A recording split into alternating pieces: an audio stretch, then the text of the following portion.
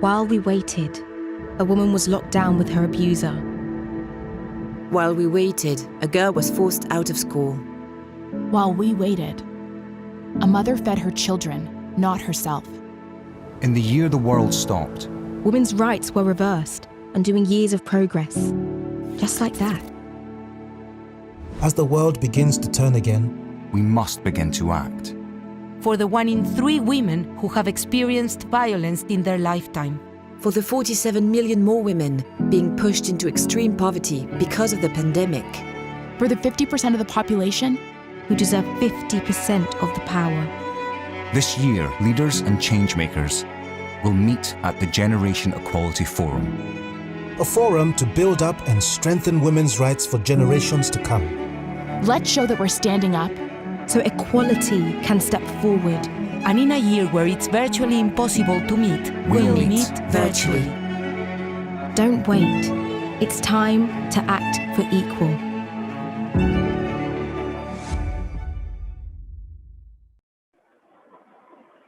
Good morning, everyone. Good afternoon. How are you all today? It's really exciting to see you all here.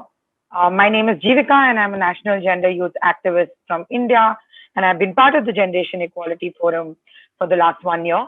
And I'd like to moderate the session for today and for the next 3 days, and I'm really excited to see you all with us today.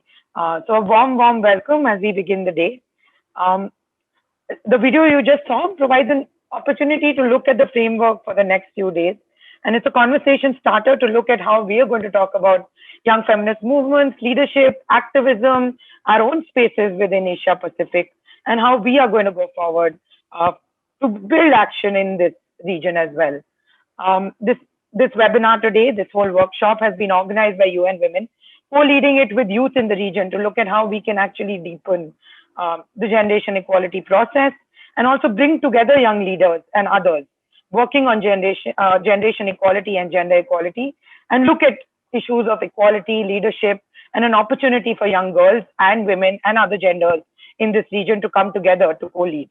And it's something that we've been talking about as part of the Young Feminist Manifesto, as part of generation equality processes. And perhaps now is the perfect time to take this forward in our region as well. So we're very excited to see you here and have an exciting 3 days at this intergenerational dialogue as we move forward towards looking at what's coming in store for us. With this, I'd also like to introduce the agenda for the next few days. So just to sort of make you all familiar with what we are going to do. So day one is actually to look at what inspires us. What are our, with the opening remarks. After that, we move on to unpacking certain concepts, looking at examples of feminist leadership in our region and across the world and how we can deepen this. You can also find this in the chat. You'll also find it, after that, we move on to unpacking certain concepts, looking at how these concepts of leadership work. We're also going to be looking at an intergenerational dialogue after that. But, no youth session is complete without deep diving into certain, networking spaces and informal spaces. But before all of this, I would request you all to just make sure that you have selected your interpretation channel. We do have 4 languages, English, Mandarin, 5 languages, in fact, English, Mandarin, French, Bahasa, and Hindi. You will find interpretation at the bottom of your screen. Please go there and select it. Even if you don't want interpretation and you want to continue in English, please select English at the bottom of your screen so that you can continue to listen to the language of your choice. We also have sign language available for all of you who need it. So if your friends haven't joined in, do ask them to join in to the session as well. I'd also like to take this moment to say that, if you have any comments, do put them in the chat.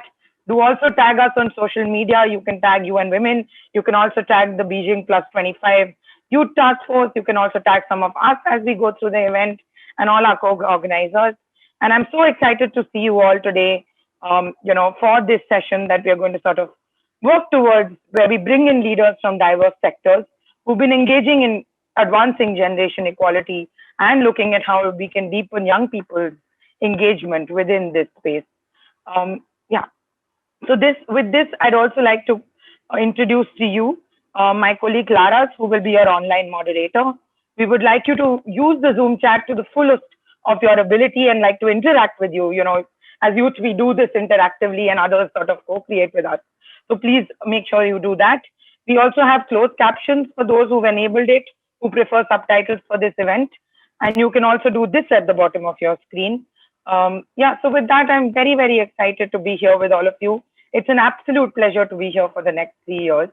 I also welcome with me today a partner in this journey, someone who's leading this at the level of Asia. And it's my pleasure to introduce Mohammad Nasiri, our Regional Director of UN Women Regional Office for Asia and the Pacific. And, we're very excited to co-lead this 3 days with you, Mohammad, and look at what's in store going forward as well. How can youth come into the picture at the regional level and, co-lead, co-create, deepen, take it to the grassroots and see what's in store next. So I invite you for the opening remarks, Mohammad. Thank you so much, Jivika. And indeed, working with and for youth is our utmost priority here in the region. And we will depend on your amazing collaboration to make this happen. One hand doesn't clap. A very good morning, good afternoon, and good evening to some. And it's our first day in the 3-year day Youth Activism Accelerator event. As you said, Jivika, this event brings together young activists, advocates, and individuals across social movements, youth-led, youth-serving, and feminist organizations as well, who have come together to celebrate and to lend our support and express solidarity with the youth in our region. So it's indeed an intergenerational one. I believe that we all know that the Asia-Pacific region is home to the majority of the world's young population and young people. In 2019, there were 663 million people in Asia and Pacific, representing 55% of those aged from 15 to 24 years globally. The role of the youth in defining the future of this ethnically, racially, politically, and economically diverse region cannot be underemphasized. You're already taking over. As young people, you constitute a significant proportion in the labor force as employees, employers, owners of businesses. Through your economic activities and your innovations in different spaces, you are impacting the pace of economic growth and development for this region and its environmental trajectory as well. You're also influencing patterns of democracy and inclusion by your words, choices, and actions online and offline through social movements and also your votes. Young people are therefore today shaping the social, political, and economic landscape of the region. And you're in many ways already influencing the future, as I've said. The event is an attempt, a very small one, but it's a good start to both recognize and contribute to these efforts. Over the past and over the coming next 3 days, together with our partners and leaders from across feminist, youth-led, and allied organizations and movements in the UN, we will seek to discuss principles of feminist leadership and activism and ways of modeling the same, build understandings of relevant intergovernmental and informal processes and opportunities for engagement and influencing policy making and legislative processes, and support, as you rightly said, networking, which is very, very important to strengthen the regional collaboration and the collective voices of Asia-Pacific youth in global and regional processes. We will also have an opportunity to discuss efforts being led by young people with the support of different organizations, ranging from gender-based violence to technology and innovation for gender equality to economic justice.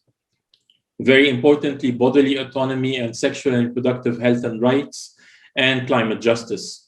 More importantly, we will also see how youth are driving action, both online and offline. I wish at this point to recognize the region's national youth gender activists. You're one of them, Jivika. as well as members of the Global Gender Equality Youth Task Force members, and the civil society and youth organizations and UN entities that are serving as Generation Equality Action Coalition leaders, who have, together with yourselves, contributed to the success of this event. I wish to really thank our teams in Nepal and India, the UN Women offices there, who contributed significantly to planning this event, together with UN Women's National Youth Focal Points in the region, as well as you, Jivika, our dear MC for the event, who in your good capacity, you're also a youth gender activist in India and beyond. On our part as an organization, we really look forward to continuing this conversation, which builds on generation equality that has concluded just 10 days ago and brought together nearly 50,000 change makers, over 400 civil society organizations, 94 youth-led organizations, and helped mobilize investments amounting to $40 billion towards the gender equality agenda. We will look forward to building on the commitments that the young people have made in that Generation Equality Forum. And I again thank you once more, and I really look forward for very, very engaging discussions. And back to you, MC. Thank you, Mohammed. That's really exciting to hear that, there's co-creation, collaboration, foregrounding youth, having the space for intergenerational dialogue, and being able to take it forward for 3 days and beyond. I think, as you said, Jeff, has been an inspiring space for some of us to come together, work with civil society, work with different stakeholders, and take this forward. And let's build towards an Asia level plan for this as well. I just want to ask everyone to just switch on their videos. It's early in the morning for some of you, and let's just try and take a selfie together and, commemorate this day as we go forward in the region. So requesting all the participants in the room to switch on your cameras, come on in. Let's join the session today. Give us a thumbs up if you're excited for the next 3 days. The reaction button is at the bottom of your screen. Do use that. We'd like to hear. And yeah, just encouraging all of you to just come on in, even in whatever form that you're looking. You don't need to worry about how you look today. We're all part of this journey wherever we are. So yeah, can we just quickly do that, Tul? Can you help me with that? Perfect. Yeah. Okay. So 1, 2, 3. Feminists.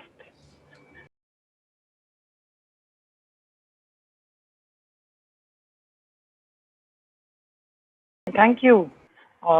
Yeah, we again thank you, Mohammed, for giving us the broader background of generation equality and UN Women's role in convening this forum is extremely crucial so that we formalize some of the youth journey in the region and also co-create and co-lead going forward. I also want to just reiterate some of the housekeeping rules for some of you who may have just joined into the process. We do have interpretation. Please select interpretation at the bottom of your screen. Please also make sure that you're keeping your mic on mute unless you're invited to speak. Be respectful of others' ideas, as we say, and I think we've been having this dialogue in youth spaces that it is a safe space. If there's anything, please reach out to us. You will see our names as co-hosts. And this is an absolutely safe space for adolescents, for young people to be able to speak freely. It is a queer-friendly space, and we encourage you all to keep that space alive for each other and come into the dialogue in that space. Please enter your questions, comments in the chat box, and we also encourage you to introduce yourselves. And just to say that this meeting is being recorded, and I hope you're okay with this being done. Of course, if there's anything, please reach out to us via DM, and we'd be happy to help you. And we're very excited to ideate, create, lead to action over the next 3 days, in this journey with all of you. We're also going to have Action Coalition youth leaders, Action Coalition leaders sort of coming in tomorrow to think about the thematics and jump in deeper. And thereafter, we're actually going to look at an action plan and how we engage in these processes, and have the youth task force also come in these 3 days to co-lead with us to do this. So yeah, with that, I just want to thank you all for being here again. It's exciting to see all of you from the region and build together. Yeah. I'd also like to take this opportunity to thank, a very interesting organization for being here, and two colleagues who've been co-travelers in the journey with me in India, Ayushi and Jyotsna, and also take us to the next session of the day. This session, which will be led by Gender at Work and Ayushi and Jyotsna from Gender and Work, who are going to take us through key concepts of feminist leadership. When we're talking as young people about feminist leadership, what does it mean? How do we take it forward? What does it mean to you? And in this journey, I'd like to say that Jyotsna leads the work at Gender at Work and is the India lead. She's also been part of many nonprofits, bilateral organizations, and also part of the activist circles, and also works on caste, gender, feminist spaces, queer spaces, and looks at innovative ways of bringing this to all of us. And that's what informs her practice as she comes forward to moderate this session and facilitate this session. I'd also like to introduce our second facilitator for this session, who's Ayushi, an absolute inspiration. She's a researcher, an activist, a writer, and she also looks at how do you communicate and how do you bring forward young people's ideas. And she's been part of the human rights processes as well, and has studied human rights and democratization.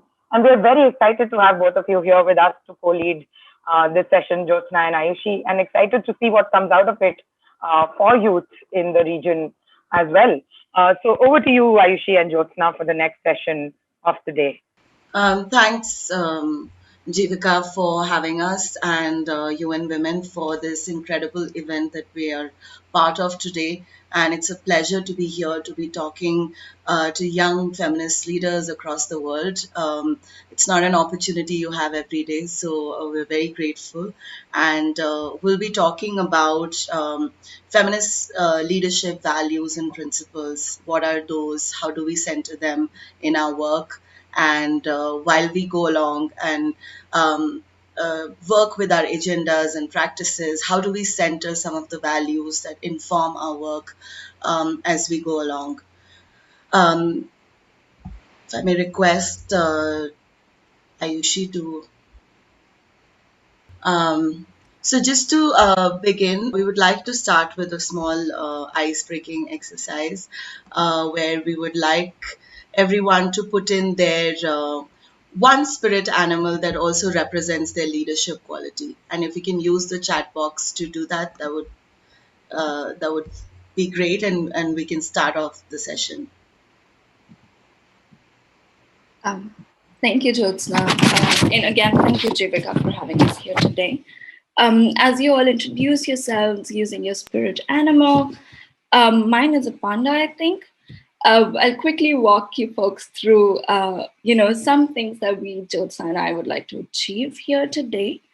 At Gender at Work, we work with a sort of a head, heart, and hands and feet objective. We try to look at a person holistically, particularly when it comes to their leadership, and which is what we'd like to really talk about and try to achieve when we're going to talk about our feminist leaderships and our feminist principles today. By the end of the session, and this is very, very hopeful, we hope that, all of us leave with a deeper understanding of the origins and uses and power of feminist principles, that we all leave feeling more connected, confident, and curious, hopefully. And that, more importantly, we can leave with having guided some of our principles and having reflected a little bit on what we mean by our principles, power, and practice. Jyotsna, would you like to add anything? Should I move on? Please go ahead. Perfect. So Srilata Batliwala is here with us today. So it's such an honor to be talking about feminist leadership with Srilata here. This is a definition of feminist leadership that's been put on, that's been drafted by Srilata, and we've adapted it a little bit. So generally, before we talk about feminist principles, what we wanted to talk about was what essentially is feminist leadership. And going in this session, I think it's very important to remember that all of us have our own ideas and own practices of feminism. Similarly, all of us will have our own ideas and practices of feminist leadership.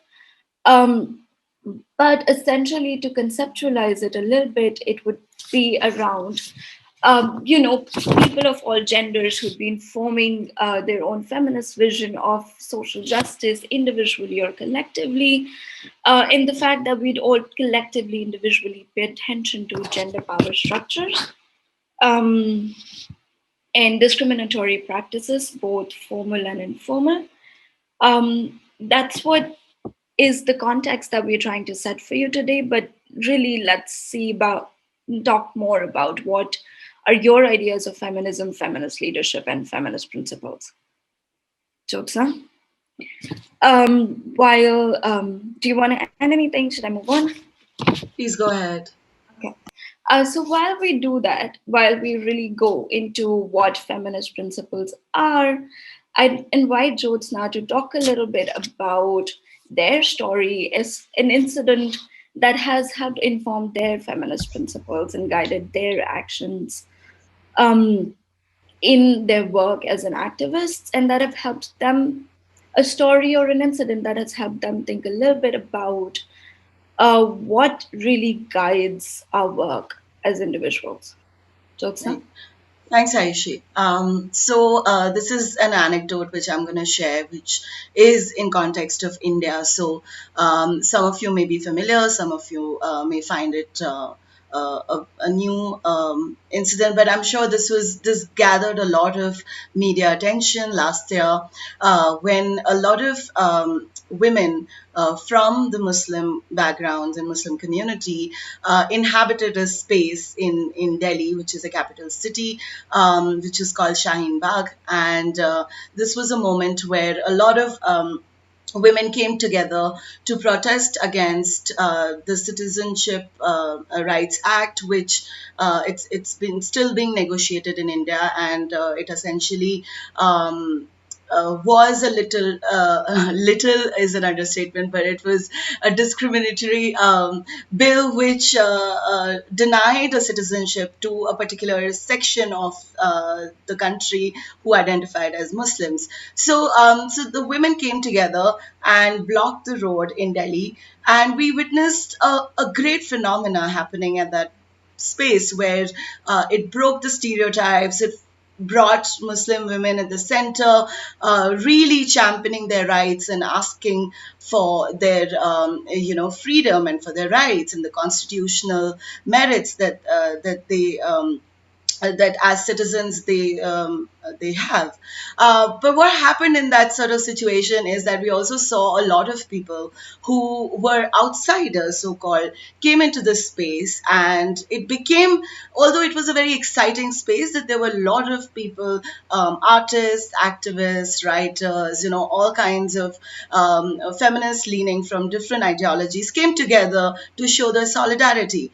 But I think there was something very interesting happening there, that we felt that the community did not get as much attention as a lot of other people from outside. So it was a very mixed space where one wasn't sure what was taking place, and it also became a ideological battleground in some ways. So I just wanted to quickly share this story, and as we go forward, we'll talk about what are some of the feminist principles and values that we can bring in here from this example, and use it to inform our understanding. And we'll touch on that as we go along further in the session.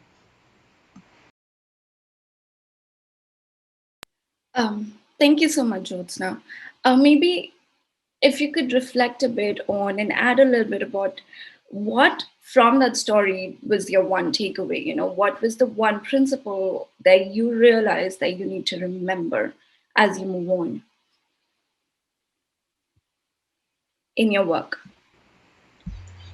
Anything that comes to us, it doesn't have to be a right or wrong answer, but anything that emerges from this small story. Sounds good. Thank you.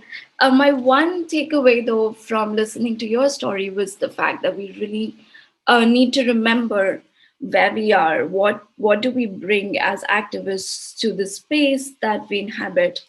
Right? And that's something that we'd like to discuss with our participants here today. is that a lot of things in our life, personal, professional, and organizational, have informed a lot of what we do.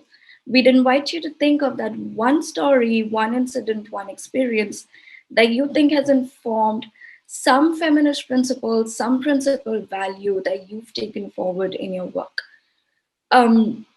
It need not be something exalted, it need not be something big or small, it has to be yours. And we'd invite you to write that on the Mentimeter. Our colleague Hannah's gonna post on the chat. And thanks a ton again for just also sharing your spirit animals. We're loving to read them. But as you do that, please also think about that one incident, one story from which you can pick that one something that has driven your work moving forward. Or, it could also be from your schools. It could be from a time at the mall, or, really anything. It has to be yours. That's it. Can we also have the Mentimeter showcase, please? Thank you. Please take your time, take a couple of minutes to think about it, about the story and about your principle. There's absolutely no rush. Yeah, thanks. The voting, the number code for the Menti is 521888691, and it's also in the chat box.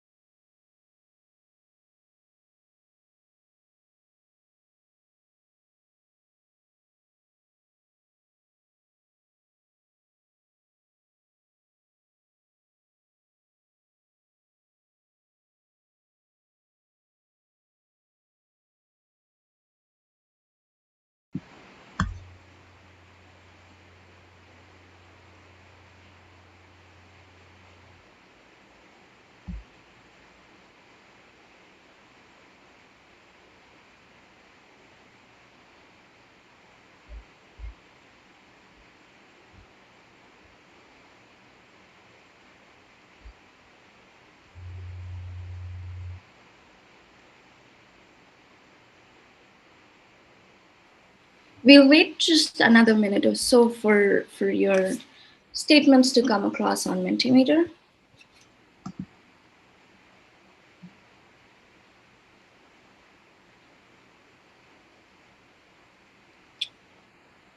There's a lot of exciting things coming up on the Menti.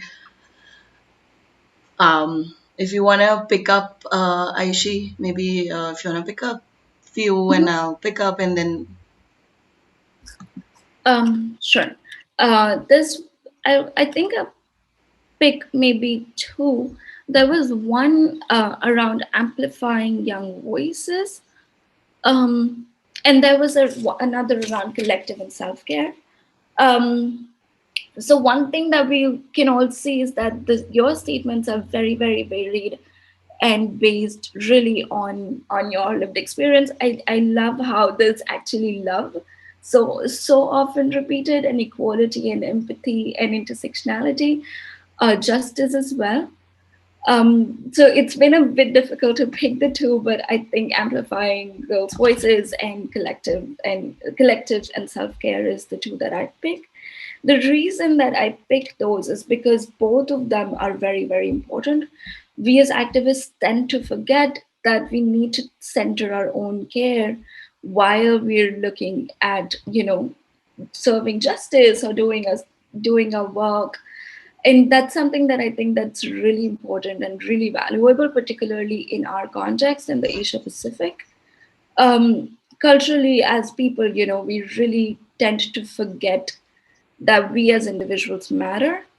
And I think that's very important to remember. Again, the second one, amplifying girls' voices, and that's simply because, obviously, absolutely, yes, we need to do that. How do we live by those principles, however, is something that Jyotsa and I will come to eventually. Jyotsa, what about you? Thanks, Aishi. I think there's a lot of stuff which is coming and going, and it's hard to pick, but I think I saw somewhere somebody had written focus. And I think, I'm not sure if that's a principle, we'll work towards it, but I think it's an extremely important, thought or a value to bring in, because there is so much is constantly happening in the world where we tend to lose focus from what we're trying to work towards, what we're trying to achieve. And of course, setbacks and all of that is part of the process that we work towards. But I think as long as we're able to keep our focus towards our goals and visions and ambitions, that's already a way forward and a process to be achieving our feminist vision or ambition of the world. Another value or sentiment I saw this was in the Mentimeter is love, and I think I work a lot on love, and I think it's extremely important, because whatever we do, if we do that with love, love for our colleagues, and love for the world and for our comrades and allies, and I think that's a sentiment that truly drives us and our spirit to be doing the work that we're doing, and so I think I picked these two. Yeah. No, I completely agree with what you're saying, Jyotsna. I think your principles and your statements have me smiling ear to ear, to be honest. But as we move on to the break, we wanted to leave these principles with you and remind you again of the fact that just like feminism, is a broad spectrum, so are our feminist principles. There's really no perfect way to articulate your feminist principles or your feminist values, and there's also no one way. At the end of the day, feminist principles and values start with ours. They have to be representative of our stories and our experiences and our goals. But also they have to be, in order to be actionable and doable and something that we can do, be centered in our contexts, be centered in the lived experiences of people, but be also centered in the power that we all experience around us and within us. And that's something that we're gonna share with you when we come back from the break. Unless Jyotsna, you'd like to add anything, Jivika, and the floor is yours as well, if you'd like to add something.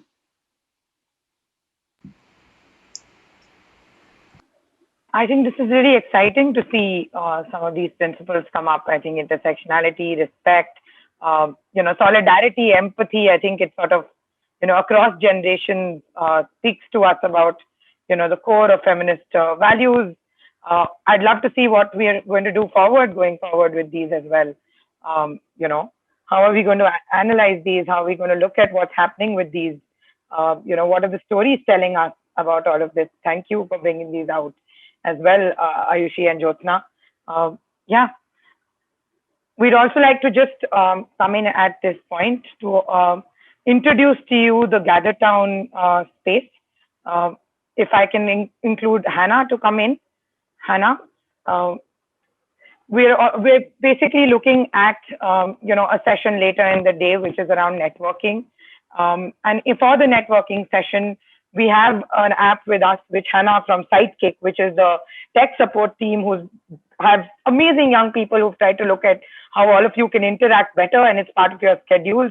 At the end of the day, there's 1 hour, so Hannah will tell us how to come into Gather Town, where we literally gather together, towards the end of each day to talk to each other beyond the formal spaces of trainings and interaction, to also be able to interact across the region as well. So over to you, Hannah, on what does Gather Town look like? Thank you for the introduction. Let me just share my screen really quickly. Okay, so there will be a link that will be shared to you later on.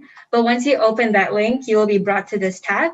So you can see here, you can edit your name, you can choose your avatar. And once you have done that, you can choose what kind of camera, what audio, what mic you're going to use for this online networking. So what this is it's a virtual networking tool called Gather Town. So I'll show you what it looks like once you enter. Hannah, can you just tell us how to enter this? What do people need to do? to get to this? So there will be a link that will be shared later on. So once you enter that link into your tab, you note that this only works for Google Chrome and Microsoft Edge. So you have to insert the link there. You will be able to type in your name, and then you can choose your avatar as well. And then you can just click next, and you can select your audio, your camera, and your microphone, and then click join the gathering. So you will be brought into the virtual connecting room. So all you need to do to move around is use the arrow keys or the WASD keys on your keyboard, whichever you're more comfortable with. So to start a conversation, all you have to do is stay next to someone or nearby, and you will be able to see their visuals and then hear their audio as well. But for now, we won't show that because there will be interference. So I think some of the questions, Sharanya, you're asking, it's part of this 3-day workshop. We hope to open this space. The link in the chat has been shared by Reena.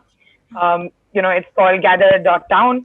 And this is a space which will open at this point of time after the next intergenerational dialogue. But we wanted to give you some time to get familiar with it. We are going to open it on all 3 days at the end of each day for you all to go, if you found someone interesting in the chat, if you want to just dialogue with people, it's a space where you can do it verbally. You can also, have conversations. You don't have to be limited to Zoom and breakout rooms and their glitches. So we are going to open this space after the intergenerational dialogue and today's session. But just save this link. We'll put it in the chat again. And we will announce when it opens. So yeah, excited to see you all in GatherTown and have some informal conversations about how we can collaborate further as well. Do any of you want to add? I know Hannah's connection has sort of slipped up, but yeah. Tul, does anyone want to add? Yeah. I would like to add some of the special features that our participants could use while they enter the GatherTown, for them to networking.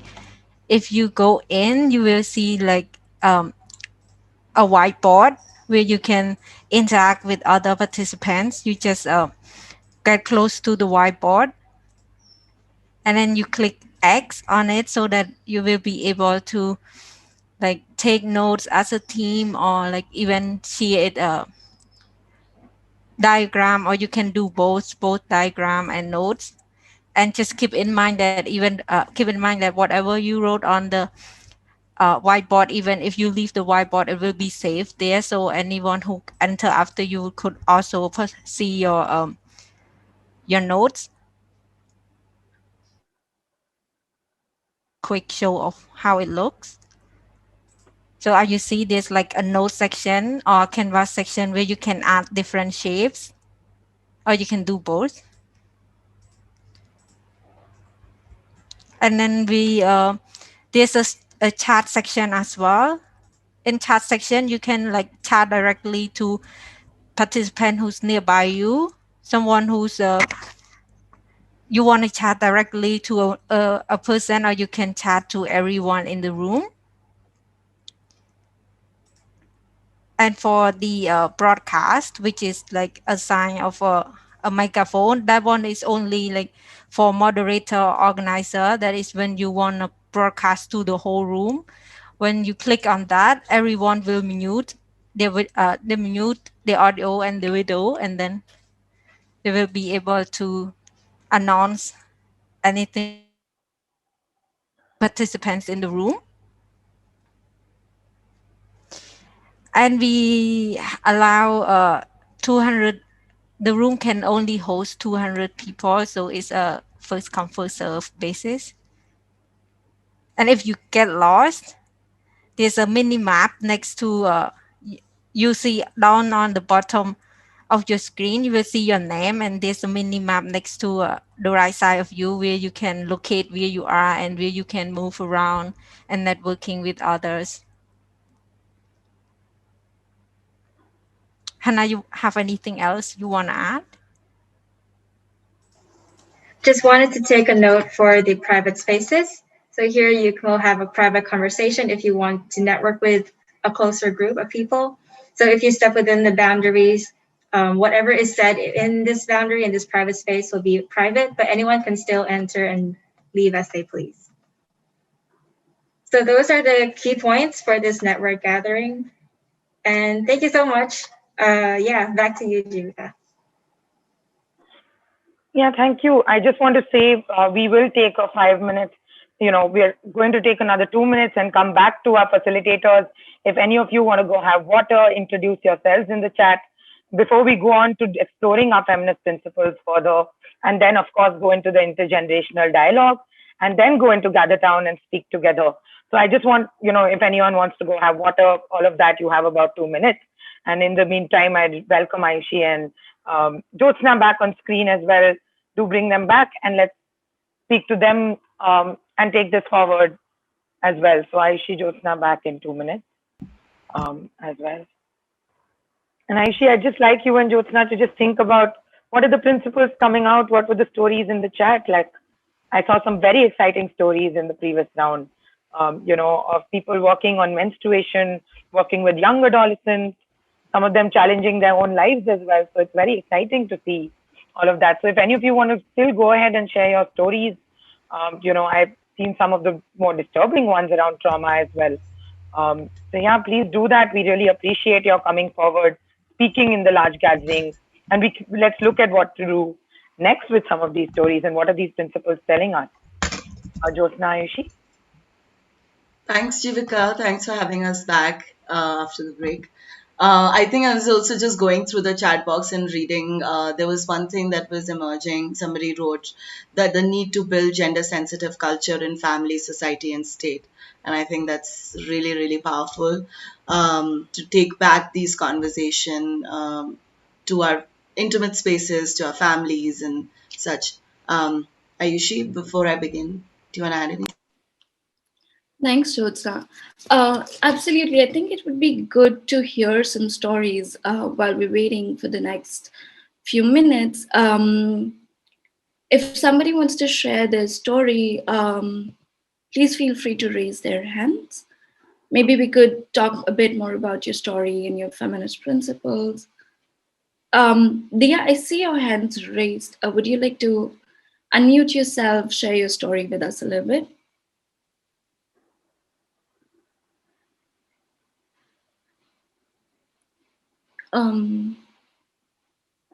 There's another hand raised. Avinash? Please go ahead, unmute yourself. Yeah, this is Avinash Dugar, and I have been running a cafe since 2016, exclusively for deaf community and orphan children. And there's a small story which happened just last month in June, when I was going in the market and to buy some groceries for the cafe, and I spotted two young siblings, a brother of 12 years old, his name is Sagar, and his sister, again a deaf girl of 10 years old, her name is Ganga. So the name goes Ganga Sagar. And when I saw them working in the shop, just washing and selling groceries at the grocery shop, I inquired what they are doing here. And since it's a lockdown, they come from very poor family, have nothing to earn for their family, so they work there just for the sake of 50 rupees a day. So since I come from the background of working with a community of deaf. I went to see their parents, took them for audiometry test the very next day, and again to see an ENT doctor. And finally, on July 1st, got them admitted at a deaf school, and also engaged an engineering girl student as a private tutor for them. This is something which I felt so emotional to share with all my friends here at this platform. Gender equality also counts, because I think there are boys and girls involved here, and those boys and girls who are deaf again, and just like a small effort from, if I can see them after years down the line doing something for their family, for the state, for the country, making everybody proud, I'm sure I will be the happiest person that day. Thank you.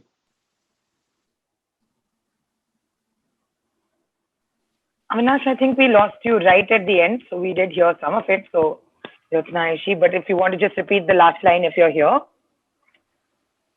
That would be if I could see 10 years down the line, making themselves proud, their family proud, and the country proud, I think I would be the happiest person with just a small effort of doing something from my part. Thank you so much, Avinash. And we're gonna maybe come back to your story toward the end of our session. But meanwhile, maybe to think about what are the steps that you plan on taking to achieve this wonderful, wonderful goal that you have in mind. But thank you so much for sharing your story with us. Dia, I also saw you talking in the chat box. Would you like to unmute yourself and share with us? Hi everyone, so sorry, I'm doing classes. I'm actually in 12th grade, so I'm doing classes simultaneously and I'm on this meeting as well. So I'm from Bangalore, India. I'm 17 years old and I run a non-profit organization named Akalka. We work towards promoting financial literacy and independence among underprivileged women, girls, and even refugees. So we've formulated curriculums and modules, and we've recruited tutors, volunteers, in unknown circles. After consulting, professionals in fields like entrepreneurship or just financial fields in general, we made those modules, and then we've been tutoring all of these women. We have an outreach team as well, and we go offline and we tutor them as well. But the circumstances are not that great.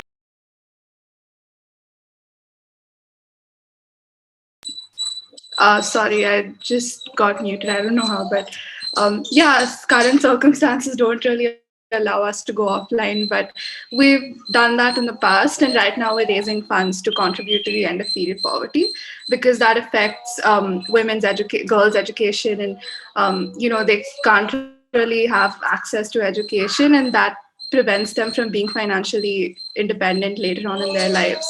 So yeah, that's my story.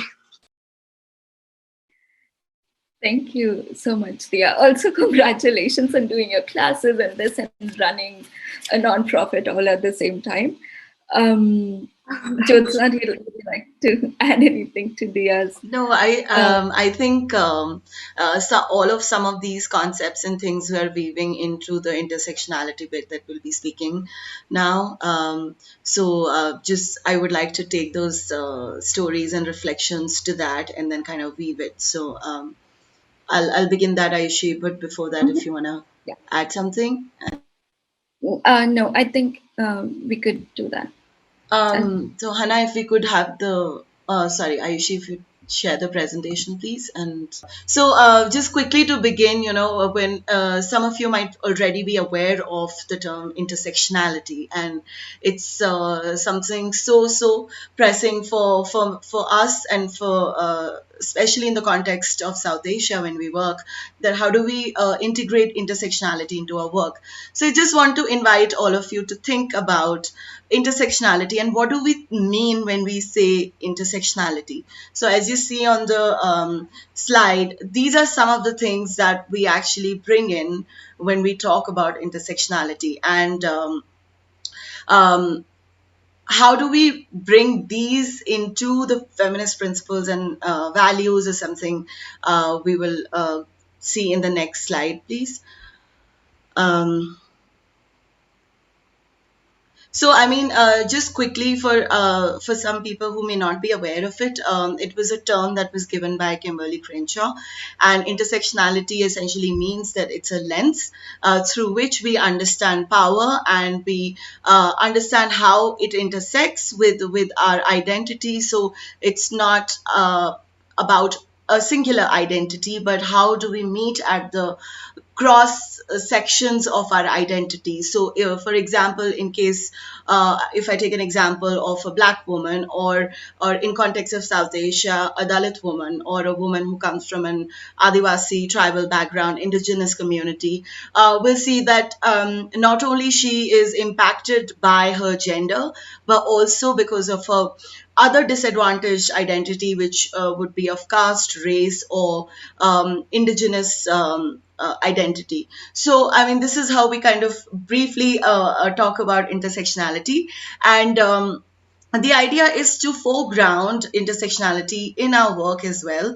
And how do we understand our feminist values when we look at it from an intersectional lens, right? So we're not looking at just the singular identity, but how are people impacted because of this cross tension and cross sections of their identity that they are located in society.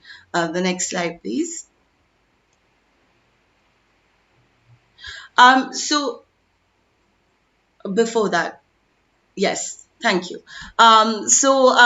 Just to kind of understand the broad spectrum, right? And there are so many different facets to intersectionality. And then when we're trying to address that in our work, we're talking about so many things: politics, war, globalization, capitalism, all of these things. But how do they impact us? They impact us very different.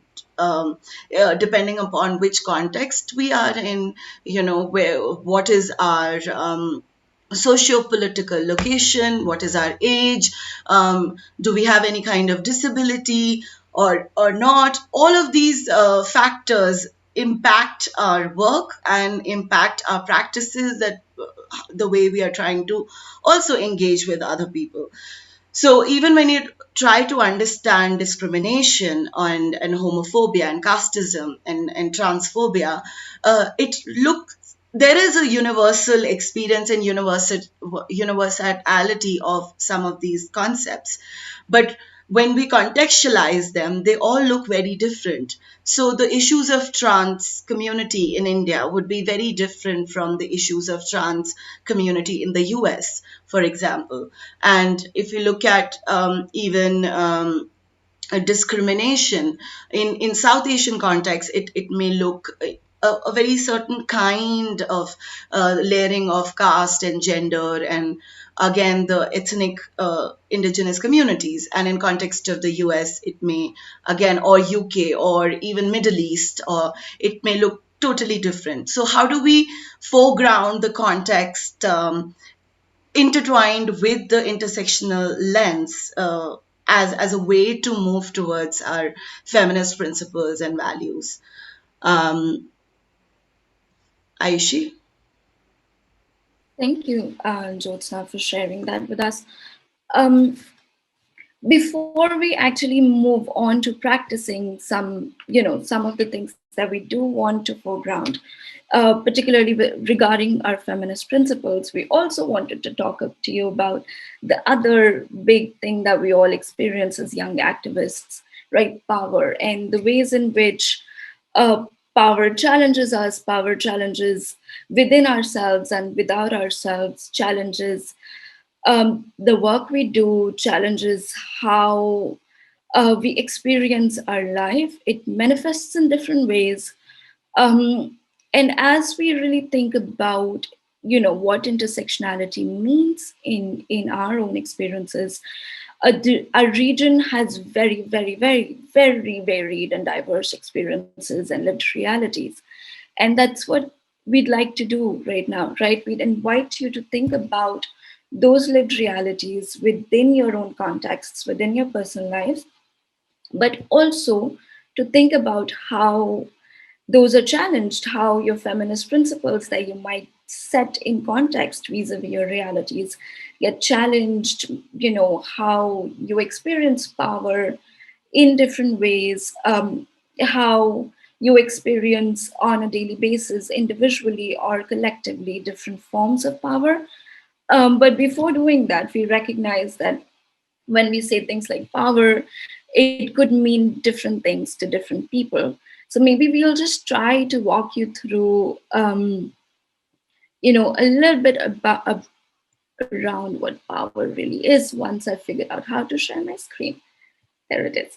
Okay, so bringing you back from what Jyotsna talked about different lived experiences, here's what we'd like you to do. We'd like you to place yourself in the middle, and then we'd like you to think about the different types and sources of power that one faces and deals with and experiences and exerts on a daily basis. There can be different dimensions of power. such as, public, which is governments, organizations, something that most of us as activists come across on a regular basis. Then there's private forms of power, something that manifests with our family, our friendships, our relationships. And then there's something more intimate, right? Around our body image, our self-esteem. How do we perceive ourselves? How do we perceive our place in the world? Which then takes us to another level, which is the different sources of power. This again can be gained and experienced, but also something, what we're born with. Going back to what Jyotsna was talking about, the way we're born in different places and actually have different privileges from our places of birth. So when we really talk about sources of power, it can be our personalities, but also things like knowledge that we gained because of our circumstances, or maybe because of the effort that we've put into at school, elsewhere, and even trying to get education. And then there's something that's extrinsic, which is assigned, which is positional. For example, the kind of power our positions and our name tags at our workplaces give us, or the kind of power Jyotsna, I, Jivika, and the team have right now over this room. I mean, we can mute you, we can turn off your videos, we can throw you out of the room. And then there's something very, very interesting, which is another kind of power, particularly something that we as activists come across very, very regularly, which is visible and direct, which is something that we fight against a lot. A lot of you talked about, raising awareness and lobbying and things like that in your feminist principles, but awareness around whom, with whom, right? That's the direct power. Those are the people which run our governments, the police, our presidents, our prime ministers. And then there is something which is you, the lobbyists, the influencers, the activists, the folks who hopefully will set our agendas in the future. And are, as one can see from the group right now, are doing so already. And then there's the big one, which is idea shaping, which we see from our cultures, our media, our religion. Things that we constantly learn on social media are also forms of idea shaping power. Tomorrow, if one big influencer tells us, really, we need to have a different kind of summer body, it's that sort of power is going to hit directly on our intimate form of power, for instance.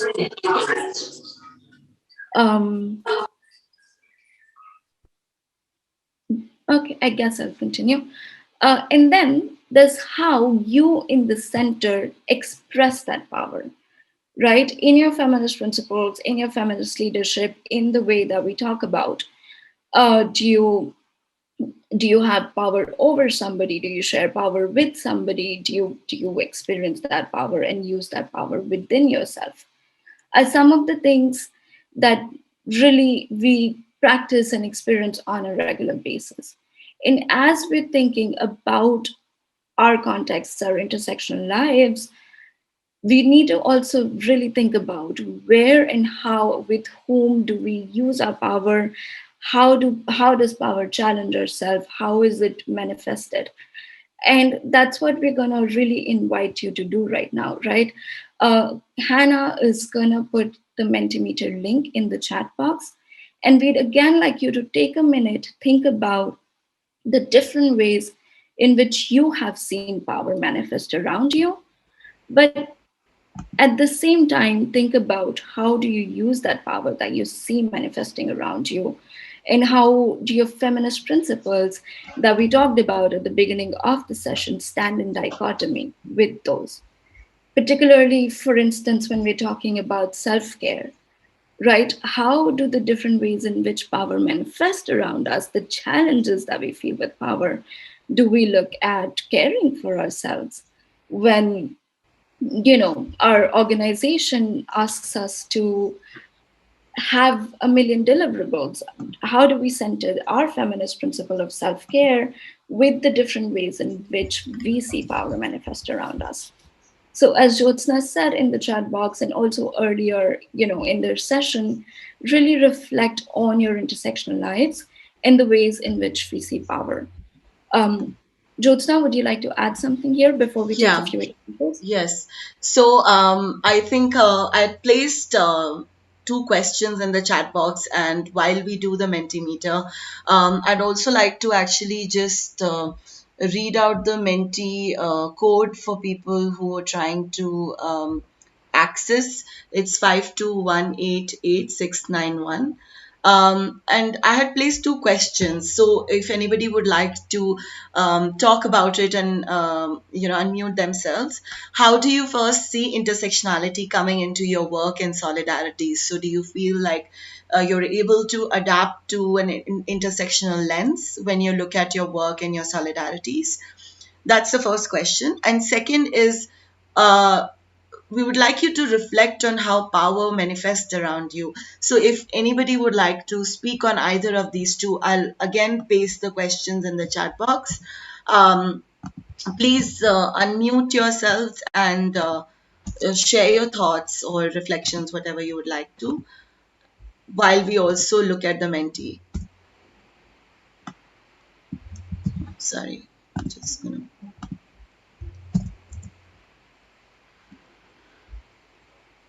If any of you would like to share, you can raise your hand, or you can just, if you put it in the chat, come on in. I can see Pravleen.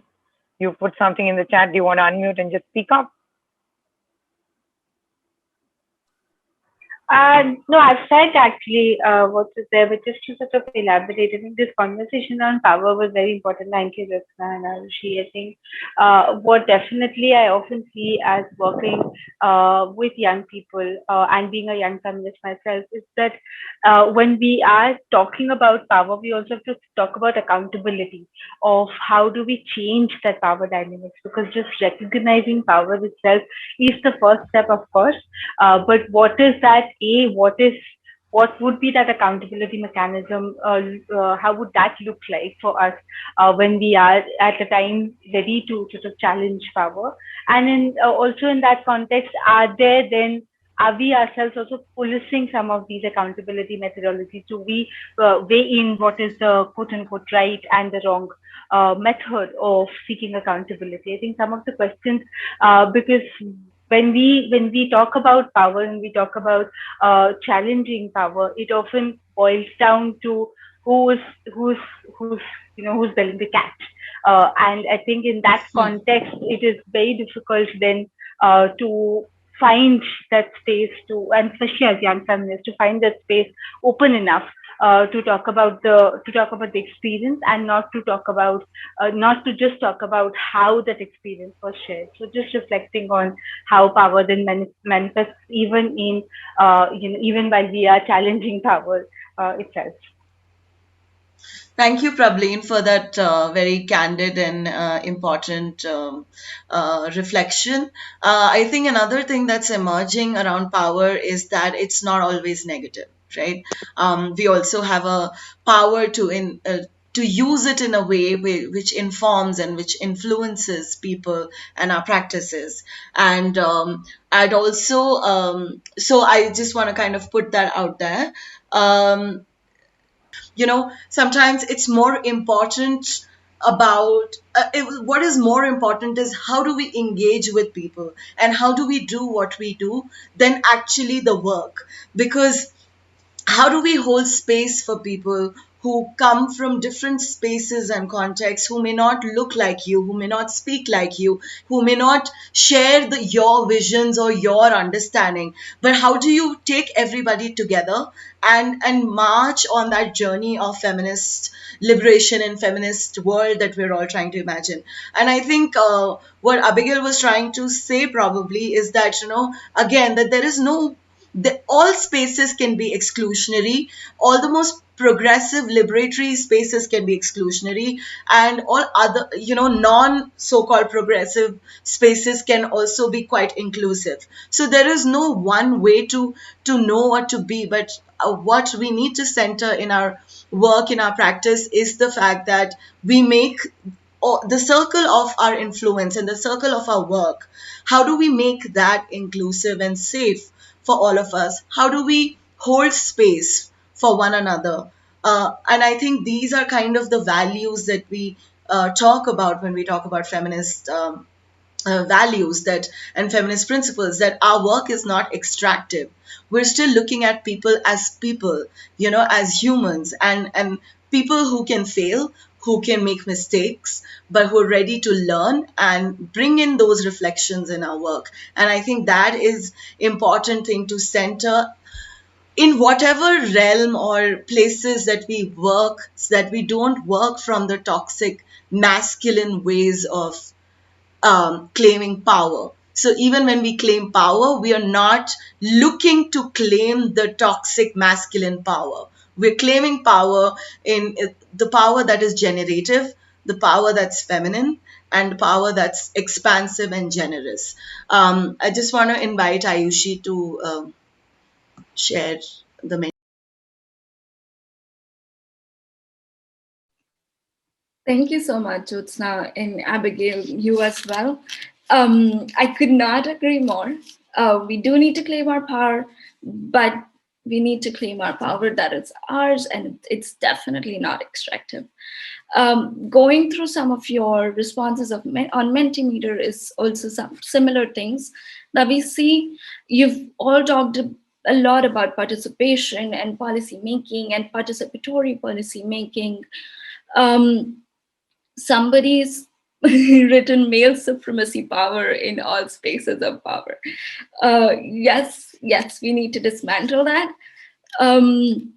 Leadership roles are occupied by people from higher caste groups, whether it's in government, NGOs, or feminist organizations. This is also a very, very common form of power that we've seen around ourselves. I agree. There is a bit around mansplaining. I agree. Mansplaining is a whole new level of power, and it's experienced in so many different subtle, not so subtle ways. It's beautiful. Yeah, thank you so much. Keep your responses coming in. Jyotsna is saying, and breaking down male supremacy in which context? This is true, absolutely, Jyotsna. Thank you. Again, for us to remember that we need to center our guiding principles, also the different ways in which we do want to dismantle power and existing systems contextually. We need to recognize how they are in our context. It's the same with really our own experiences. If our experiences are centered in our contexts and in our lived experiences, it's also the way people really experience power.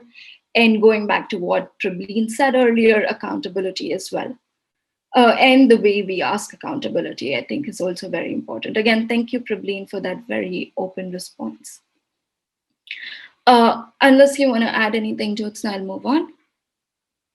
Yeah, please move on. I was just using chat box for my reflections. Please go ahead. Sounds good. Okay, so as has really been, our tradition in the past very short half an hour, now we'd invite you to do another sort of self-reflection. We want you to think about the ways in which you've talked about the challenges, while, with the different forms in which, Lara, sorry, could you please share your PowerPoint? My computer seems to be crashing. Thank you. As Lara does that,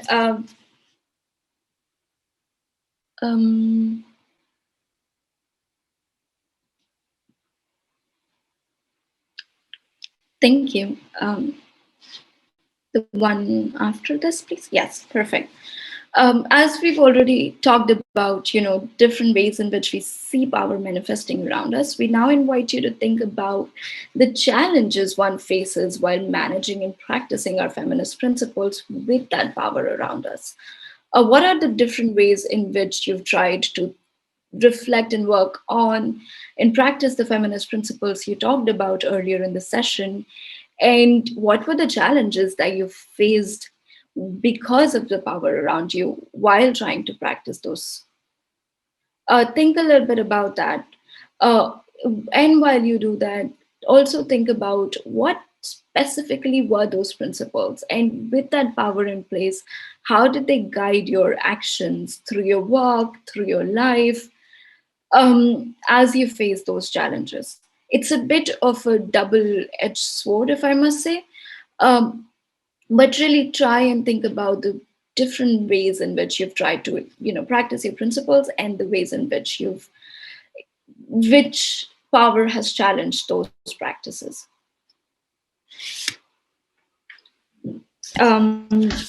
I think we could also, just to kind of add a little bit on power, simply because I think most times, like I said in the previous, just like 10 minutes back or 5 minutes back, whatever, just when I was sharing about power, I think it's what is important is to understand that as individuals, we all want power, right? We're all aiming towards power, and we want power to influence, to bring change that we desire, and to bring change in the world that we want to see.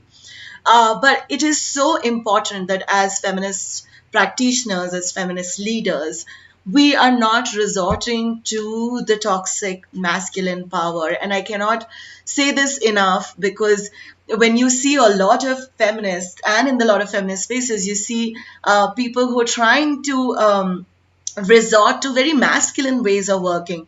You see that in women's rights organization, you see that in feminist organizations, you also see in organizations that may not identify themselves as women's rights or feminist rights, but could be gender neutral or just intersecting with gender issues they're kind of working on. But it's important that we understand what kind of culture we want to create in our workspaces, what kind of culture we want to create with our solidarities, with our allies. And I think that culture, that relationship has to be sensitive, has to be nurturing, more compassionate. And I think these are the values that we sometimes forget when we are working, and we feel that the only aim that we have is to move towards a goal, which is a larger goal. And while that is important, it is also important how do we get there. And I think power is extremely important to that process, because sometimes you feel like some Rubina is saying that, compatibility, clear communication, respect, dignity. I think these are very important so-called feminine traits that people think that, are not important, right? The only way to achieve things is by being, go get their attitude, and to be masculine, and to be really exerting power and dominating other people and telling them what is right, what is wrong. I think that structures are already in place, and we cannot work with those masculine structures again by being so-called in that masculine ways of working and functioning. So it is really important to hone some of those feminist softer, I wouldn't call it softer, because I think vulnerability is a strength, and we need to bring vulnerability and those softer elements into our work, into our workspaces, into our solidarities, to be able to create something which is more generative, which is more positive, which is healthy, and and kind of bringing that into our way in which we negotiate with power, right? So how do we challenge and negotiate with the power, but then to also understand that we all have certain power, and to be able to use it in a positive way, to be able to use that for a larger purpose is the power that we want to bring in more and more and hone more and more.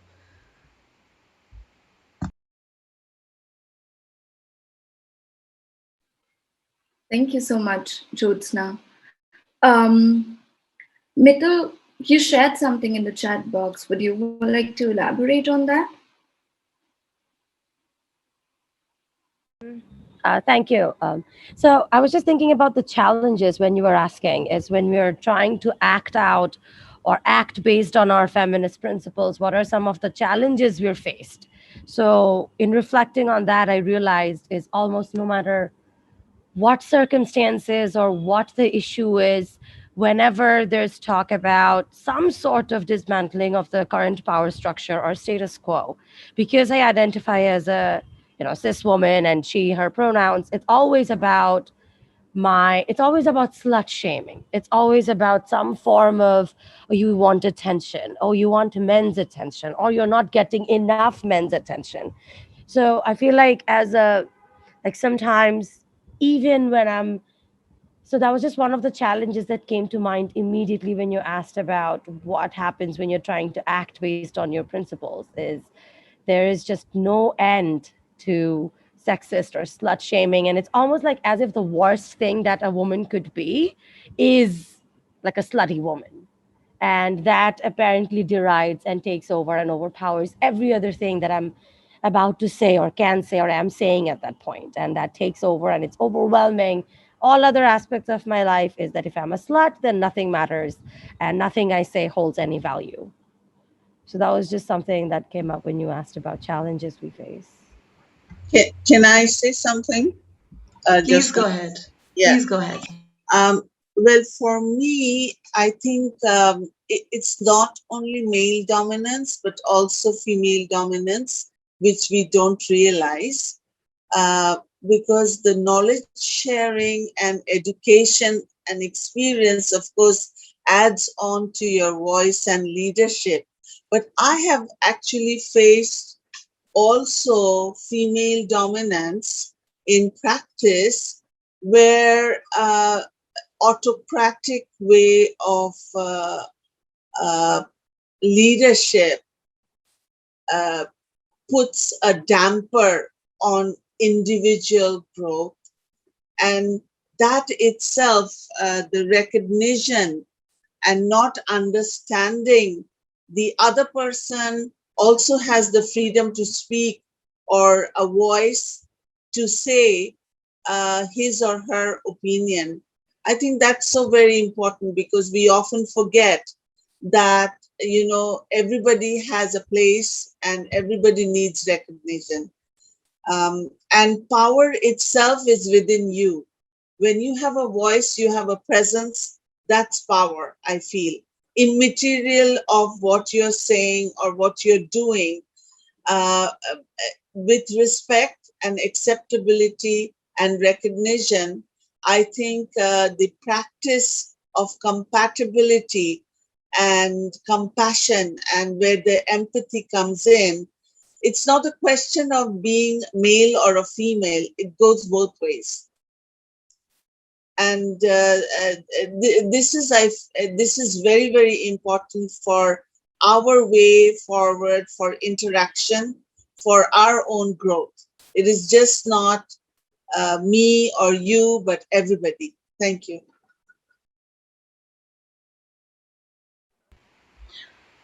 Aishi, would you like to add something before we take in another?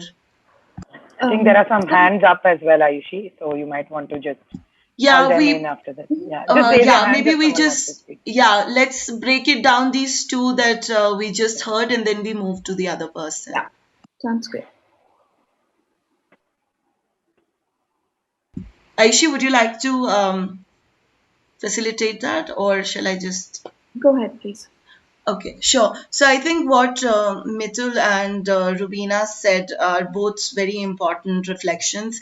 I think it's always this thing when you see a woman in a space of making power, making decisions and having some kind of power, the easiest way to shut her down is by calling her a slut, right? As if that's an abuse or a swear word. Right, that's not anything bad. I don't think that is something bad, because there are all these stereotypical, conservative, traditional stereotypes that being attached to a woman's character, and we see patriarchy and misogyny playing its best. So I also feel like it's not something that we feel like, oh, I want to be a slut or I don't want to be a slut. It doesn't mean anything. It's a word that is used in a patriarchal setup to basically say that, look, you are this, so you need to stop doing what you're doing. But I think the real strength is to know who you are and what you bring and what you're trying to do, and really say that, okay, I've heard you, but this is not going to stop me from doing what I'm doing, because I don't think being a slut, quote unquote, is anything wrong. I mean, men do that all the time. Men are sexually whatever, open and liberated, quote unquote, but never called slut. So it is a very misogynist word that it's already being used, right? And Rubina, what you were saying, again, yes, I think our goal is to break the binaries and break the silos. So it's not just about men, women, but to understand that gender dynamics operate and manifest in our society in the context that we are placed. So it's not about us, what we feel, but the gender dynamics that exist within society. And we're trying to negotiate with that, with our own identity and privileges. So yes, I mean, I think feminism is not equal to being a woman, right? So feminists can be people of any gender or any identity for that matter. I'll just stop here and please invite Dia to share, Hello. and then. Thank you for inviting me. I'm Dea from NYGA, Indonesia. I just want to add up, I do agree with how women's bodies are scrutinized, especially when they're talking in government bodies, in people's representative. It's happening everywhere. Women's bodies are always under attack when we speak about something, even when we achieve about something, when we achieve our highest achievements, our highest awards. Our bodies and our clothes are always going to be attacked. But at the same time, we all do want to understand. I've worked with so many youth, and all they can think of is a woman on top. But what do we really mean when we have a woman leadership? And this is kind of blurry, and we just don't want it to be a number. We don't want feminist leadership to be just a number.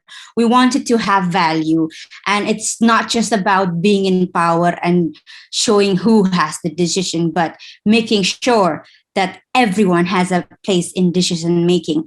And this is not, I'm glad that this space is open and it's available for people. But most of the time when we talk about power and women in leadership, in politics, we forget how it's about the collective. It's about the shared decision making and the voice shared in the platform. I think that's all I want to say. Thank you. Thanks very much for that, Dia. Sharanya, I see your hands up. Yeah, hi. So one of the challenges I have faced is, like, we've been talking that I work with a grassroots NGO, and I see we are working with women, but are we working towards empowering those women? We have reached women, but are we working to benefit or to empower them is still a question. So a lot of grassroots NGO that actually think while they're working with women, they're actually empowering them, which are two very different things. So even if we are working in the sector of agriculture, but are we helping them take part in a decision-making process? Are we helping them? Are we not helping is not a correct word. Are we working with them to assure that they can be able to take part in decisions? So the decision making. So this is one of the challenge I really face, because I sometimes disassociate with my work. I see funders are so target oriented, funders want numbers. So we end up quantifying these women. We don't work on the qualitative aspects which we need to, like, are we using empower framework? Are we using feminist principles if we are working with women? Are we making sure there are intersectionality? Grassroots NGOs do know these vocabulary, but at the end, the whole vocabulary comes down to very corporate terms like review, progress mapping, how to make women numbers and data. Sad, but this is the fact. And I think feminist NGOs need to, like, even if you are, I don't want to take the names, if you are if you are on any of the platform, more they talk about, we reached to 2,000 women, we distributed ration. That's not we are supposed to do. We are supposed to make them an advocate, help them to be an advocate. We are supposed to be working with these communities. We are not supposed to do charity. So I've been working with a grassroots NGO for 3 years, and these are pertaining questions I keep asking myself. Thank you. Thanks a lot. Thanks a lot, Sharanya, for that very interesting reflection. We'll get to this, but I'd like to invite Hina. Hina, if I'm pronouncing your name fine, please unmute yourself and share. Yeah, you're pronouncing my name well. Can you hear me? Okay, fine. This is my Hina from Pakistan. So in this morning, I was very overwhelmed to attend this session. It's going amazing. One thing I would like to share and contribute, that power lies within us. As a female, I feel I should take my decisions by my own self, not bothering others, for myself at least. Recently, I met a girl who is earning almost 4 lakh Pakistani rupees here in Pakistan, and it's very much good earning here. And she is not independent to take the decision of her kids to take to school, and she is taking this in a local school which is not that much good, and she has left the embassy school due to the decisions of others in the family. So this is not money who gives you power. This is not anybody else who gives you power. Just find the power within yourself and just work on that and take good decisions and have self-belief on yourself. This is, I think, the good power of a female to realize about yourself. So I wanted to contribute this in this session. Thank you so much for inviting. Thanks a lot, Hina, for sharing your views. I want to quickly just jump to 3 anecdotes that came up to me while Dia and Sharanya and Hina, you spoke. But I also want to invite Ayushi to hear if they have any thoughts or comments before I chime in. Go ahead. I'll do it all together after. Sure. So just, I think 3 things that emerged very strongly was, 1, the idea of collective and strengthening collective and collective resistance and voices. And I also really firmly believe that as feminists, the accountability has to be with the collective and not with an individual one feminist. So if we mess up something, the accountability has to be with the larger collective, and all feminists have to take accountability rather than singling out one feminist who did something wrong, right? We give so much leeway to a lot of toxic people in our lives, to a lot of men in our lives. So I think we need to be able to give a little leeway to people who are fellow comrades, who are fellow allies, and also really making space for failures and for mistakes. So how do we hold spaces? How do we hold feminist assertions and resistance when there is a moment of failure and a mistake? And how do we work towards, as a collective voice, to learn from it and integrate those lessons in our work and move ahead?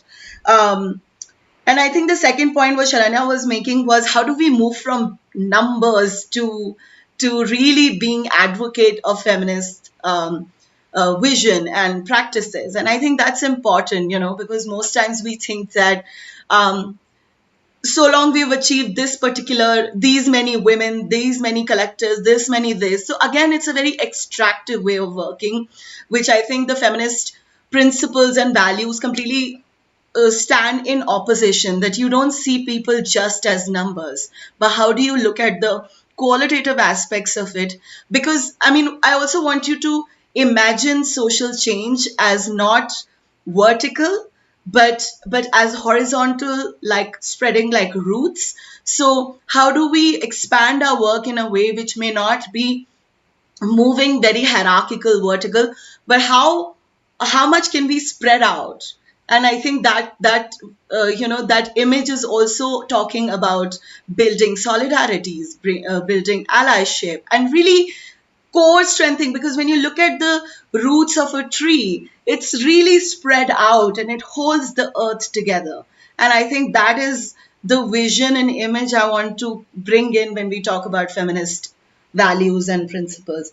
Another thing is to hone the power within. Yes, we need to understand that, of course, there is power, there is an external forces, an external power being enforced upon us, on our bodies, on our psyches, all the time, the structural power, the systemic power, all of that. But then as individuals, we also have power to shift, to make change, and to also join in hands with people who resonate the same values, who strengthen similar thought processes, like-mindedness, and empathy within our work.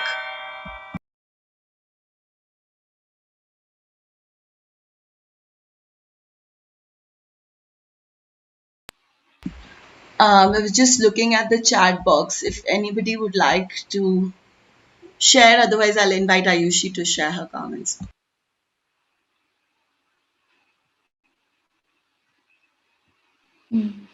Jyotsna, there are 3 raised hands. I don't know if you've seen it. Yes, yes. Thank you, Srilata.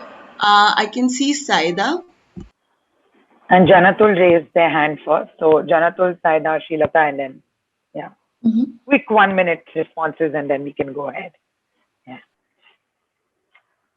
Janatul?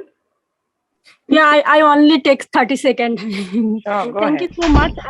My name is Jannatul Mao. I am Executive Director of a youth feminist organization led by youth women in a grassroots level. I believe that and I get power from the criticism of my society. When in my early age the society criticized me that you are women and you cannot do anything, that gave me the inspiration, and I told them that I could do something for my society.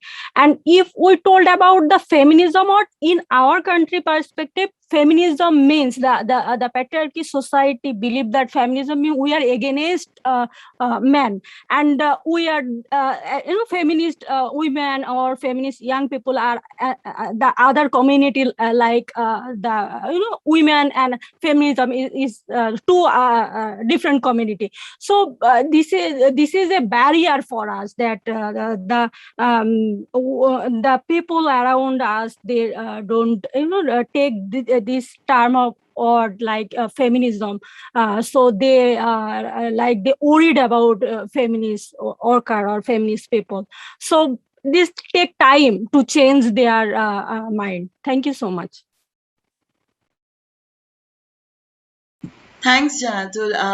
I can also see Saida, and also Thanks. Srilata has hands up.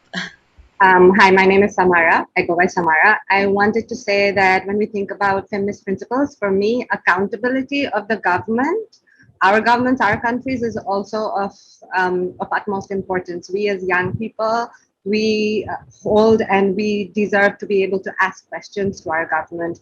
I feel like this space today is very open. We've been having really great discussions and actually not tokenistic as opposed to the JEP sessions.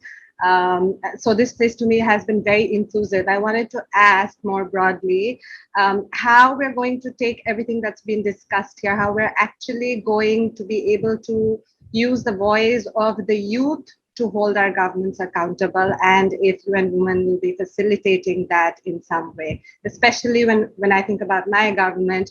There is a lot that's said about infrastructure and technology and using that for women's development. And while that is very important, there are basic rights that we still do not have when we think about women's mobility, women's participation in the workforce, leadership, even just going out and being in the street safely. So how do we discuss that, and how do we take those messages to the government and actually hold them accountable, and if UN Women would be facilitating that process? Thank you. Thank you so much, Samara. I'd like to invite Srilata. Yeah, hi. Just a quick response to, I think, what Sharanya raised, which I thought really, really important and also very depressing, because, way back in the 90s, we tried to exactly tackle this problem of empowerment being interpreted in any which way people wished. Oh, so many women got my loans, so they are empowered, and we actually tried to unpack it and say, no, that is not, empowerment is not just about resources.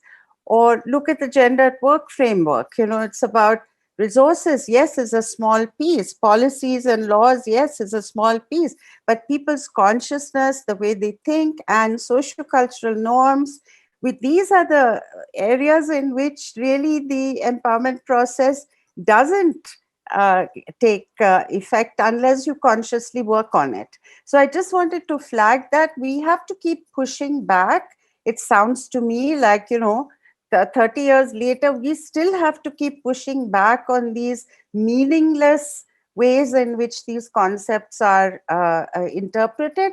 And we have to push back both with donors and in our own programming. Thank you. Thanks a lot.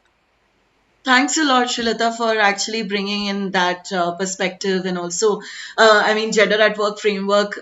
We wish we had more time to talk about that, but I think your inputs are really valuable. So thanks a lot for sharing. I'd like to invite Firdaus next. Hello everyone, मैं फिरदौस हूँ। मेरा जो opinion, मैं एक Muslim women हूँ और Muslim community में, Hindu community में, हर जगह मैं काम करती हूँ। तो इसमें मेरा ये है कि जो मुस्लिम वुमेन्स हैं, तो उनको जैसे बाहर लाना है उनके अधिकारों के लिए या कोई भी आजीविका के लिए, जैसे कि कोई भी रोजगार के लिए, तो उनके जो भाई बाप, जो उनके घर के जो पुरुष लोग होते हैं, वो मना करते हैं आने के लिए बाहर, कि आप मत जाओ, आपको नहीं जाना चाहिए, आपको पर्दे में रहना चाहिए। मेरा ओपिनियन है कि पर्दा इस चीज को नहीं जस्टिफाई करता कि मतलब आप कुछ भी नहीं कर सकती। मेरा ये ओपिनियन है कि नारीवादी जो नारी शक्ति होती है, वो अंदर से निकलती है। पर्दा इसको नहीं वो कर सकता, मतलब छुपा सकता है या फिर मतलब कुछ भी करने से रोक सकता है। पर्दा अपनी जगह है, नारी शक्ति अपनी जगह है। पर्दे के साथ भी आप वही काम कर सकती हैं जो एक गैर उस तरीके से, मतलब मुस्लिम्स में जैसे होता है कि पर्दा आपको करना ही चाहिए, ये बहुत जरूरी है, और इसी को लेके औरत को कुछ भी नहीं करने दिया जाता है। मैं भी एक मुस्लिम वुमेन हूँ और मैं भी हिजाब ओढ़ती हूँ, लेकिन कम्युनिटी में एज अ लीडर अपनी पहचान बना रखी है मैंने, और मैं अच्छे से काम करती हूँ। और हर एक मुस्लिम लेडी की यही सोच रखती हूँ कि वो भी यही करे, और पुरुषों को भी यही सोचना चाहिए कि पर्दे की आड़ में उनको अंदर न रखें और उनको अपनी एक पहचान बनाने दें और अपनी एक पहचान बनाने दें। थैंक यू सो मच फिरदौस, आपने जो बोला वो बहुत ज़रूरी है। Thank you for sharing that. Sorry, I realize I'm on the English channel. So maybe we'll move on from, all of your reflections to our final session and talk about how to actually practice some of the things that we discussed, right? A lot of us talked about taking the power from within and utilizing this and harnessing that. Some of us talked about reframing words and re-owning words and taking those words for ourselves and, renaming ourselves and our experiences. Some of you also talked about recognizing institutional experiences and then changing them. Srilata talked a little bit about honing that power that we actually have coming from the collective. I think a couple of you talked about and so did Jyotsna, looking at power and social change at a different plane. But those are, really, really big things, along with some of the things that we talked about in the beginning. Like collective care, self-care, solidarity, love. And how do we really practice them, right? How do we break them down into things that we can do as individuals for ourselves, for our communities, for our organizations? And honestly, right, that's the challenge. How do we do that? So maybe we'll quickly share one example that we took from the first session and see how can we actually break certain things, break our principles into actionable things, into things that are doable, that guide our work in smaller, big ways on a uh, for example, some of you talked about growing a community of solidarity, care, and about how that should be rooted in all our processes. One of the examples on the Mentimeter talked about a little bit about that. So we broke that down into common things that one could do on a regular basis. One could maybe check in with our colleagues. One could for sure look at respecting each other's boundaries if we really want to grow a community where we show solidarity. Just respect what the boundaries are that the other people sets out for themselves. Share resources, share what we have in a non-patriarchal, paternalistic manner. Frame our emails nicely. Don't, respect folks' pronouns. Respect the time that they bind for themselves, their work hours and things like that. And look at how to foster collaboration on a regular basis instead of talking about a big sense of collective care and solidarity. Think more in terms, smaller terms. How do you foster collaboration? How do you ensure that the other person in a meeting room feels heard while also putting your point across? How do you support the other person in their work, in meeting their deadlines? If they need to take the time off, how do we do that? Right? Those are some things that one can really think about in our daily life, in our behavior, in our work, in our activism, and break down the principles that we've set for ourselves in ways that are doable, in ways that are actionable, in ways that we can practice without really stifling ourselves as well. And I think that's what we'd like to invite you to do now. Hannah will put the Mentimeter link on the chat box, and we'd like you to think about back to the feminist principle that you wrote down for yourself and write, how are you going to practice that? How will you use the principle in real life, in a real way that is actionable, that really guides your work? Right? Look back to some of the examples our colleagues shared just now, these wonderful, really important things that we need to be doing in order to dismantle systems and patriarchy. And how are we going to do that? One step at a time. Jyotsna, while we get responses, would you like to add anything here? I just want to read out the Menti code for folks. It's 521888691. And yes, I think there is a lot of room for us to center values and ethics in our work, but primarily empathy, compassion, generosity, and to hold space for ourselves and for our fellow beings, for our fellow feminists, and really honing the failure and mistakes and not using them as a ground for violence, but really using them as an opportunities to learn and integrate those lessons in our work as we work and go ahead. I just wanted to add that. Thanks, Aishi.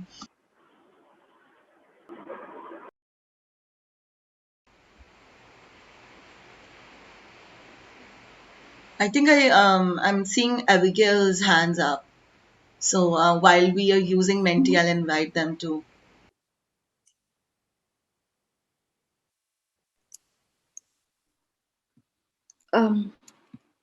Thank you so much, Abigail. And really, it's absolutely fine. I think despite missing the first session, you've really brought us, to the core of what we're trying to discuss here. Before we go to the Mentimeter, if any more of you would like to share, your practical examples of using feminist principles, please feel free to raise your hands.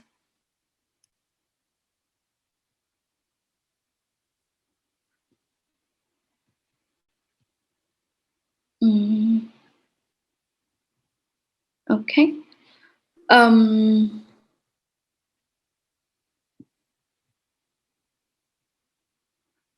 okay.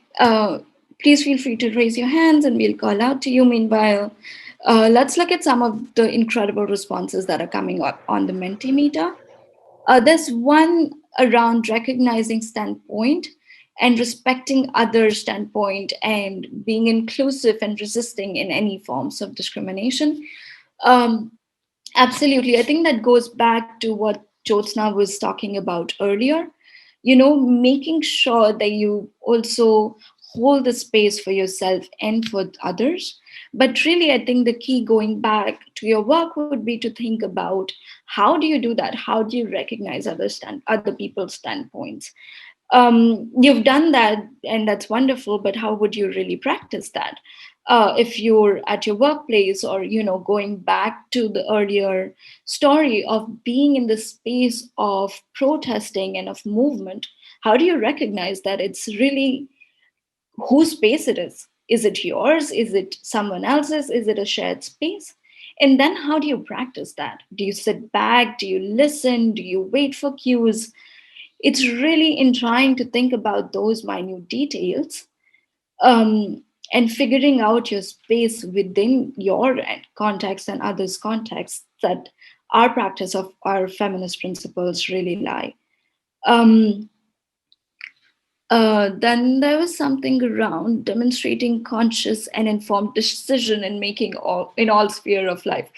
That's a big one. That's a very, very big one. Good luck with that. And again, try to see how do you really, do that? How do you demonstrate that without making it very, very, very hard for yourself? And being able to center your own collective care as well. And just to say, I think we're almost on time. If Jyotsna, you'd like to add something, if others would.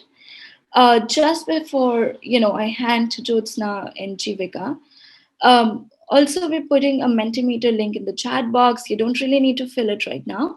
But if at any point during the day, during your break, you'd like to tell us the 3 keywords that stood out to you from the session, please feel free to do so.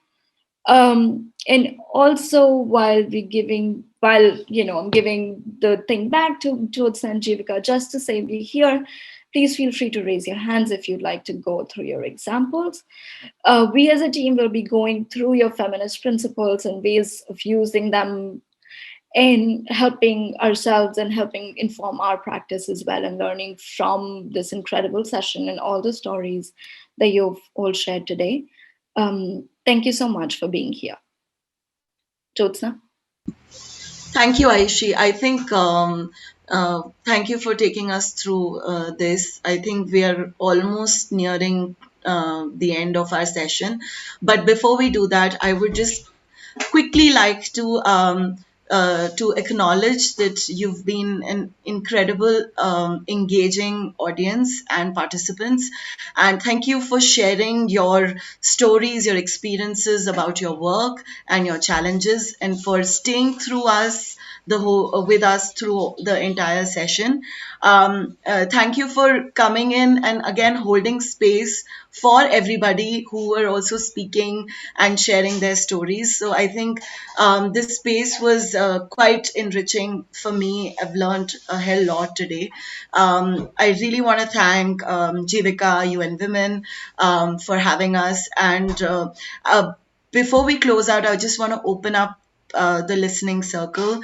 And I don't know how much time we have, but I would just like anybody who'd like to speak, and we all here to listen, and that will be the closing of our session. Thank you all. Thank you so much. Hi everyone. Thank you so much for a very informative session, and really it's a very informative, and I think a lot of things we can learn from you here, and experiences which you share. It's a great opportunity for us, and hopefully tomorrow also we will learn more. Thank you so much. I'm Sikandar from Men Engage Alliance Pakistan, representing National Secretariat Men Engage Alliance Pakistan. Thank you. Yeah, thank you, Sikandar. Thank you, Jyotsna. Thank you, Ayushi. I think they're going to continue with us during the days ahead as well. In the mornings we do have a check-in, and Jyotsna and Ayushi are going to come in because I think the bit on feminist movement and leadership and feminist principles that inform all our actions is something that cross-cuts all 3 days of this work that we are going to do. And I think just laying the ground for what are these principles we're talking about, what is power, what is intersections, what are we going to do, what are our non-negotiables as we go ahead as young feminists. And I think Diya, Sharanya, some of you in the session nailed it to say, what are we going to do ahead? How are we going to come into decision-making spaces? And I just want to say that, day 2 is about looking at the thematics, diving into them. And day 3 actually looks at how do we negotiate with governments, how do we work in intergovernmental processes, how do we create an action plan to be able to work with multiple stakeholders, the private sector, the other collaborations. Jeff has been a multi-stakeholder process, and we have had challenges as well as exciting opportunities as we negotiate with philanthropies and other spaces as well, from the global to the local. And how do we now take it back to the local as well as we move ahead? So thank you, Ayushi and Jyotsna, again, for this really enriching space, and for all of you as participants for opening up, for creating space for each other. And just, we'll come back to these principles even in the next session. So I just want to introduce our next session to everyone here. I think, when we talk about young feminist spaces, we also speak about an intergenerational space, because speaking in our own silos is where we are all getting stuck. We have certain demands, we have certain ways of co-creating, co-leading, setting the agenda, having a seat at the table. But how do you do it together? How do you also look at the intersections of different young feminists and older feminists who are doing this work together? What are the principles around this? What are the realities? How do we just like to foreground that in our next session? But before that, a few housekeeping rules and norms that we set together.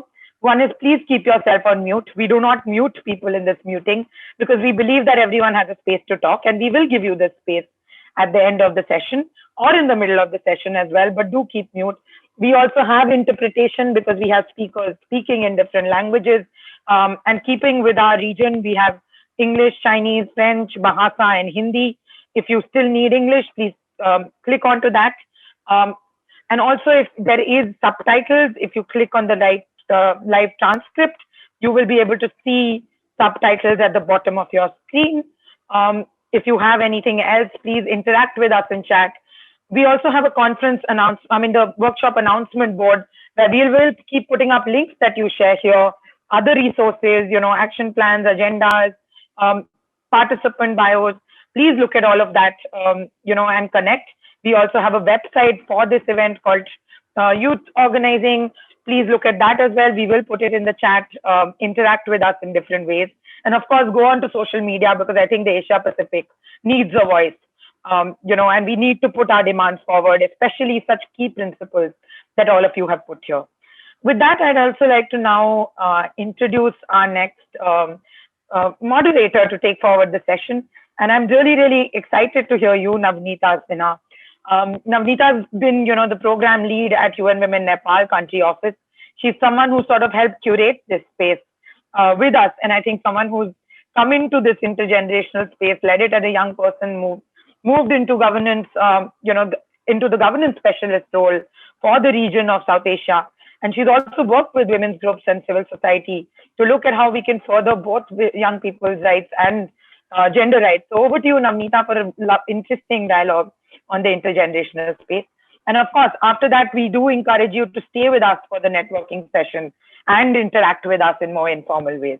So yeah, Navneeta. Thank you so much, Jivika, and good morning, good afternoon, good evening, dear colleagues and partners, depending on where you're joining us, of course, from. As Jivika mentioned, my name is Navneeta, and I'm currently with the UN Women team in Nepal.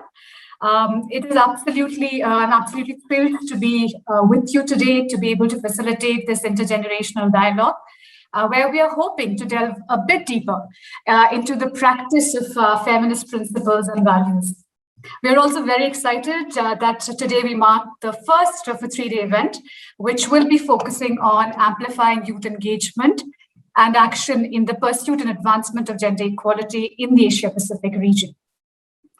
Most of you who have joined us here, and I've been hearing the conversation from the beginning, it's really in terms of the work that you've done and your engagement on some of these key questions around feminist mobilizing, feminist leadership, feminist organizing. And you've done so in trying to engage and influence your families, your communities, and your societies at large.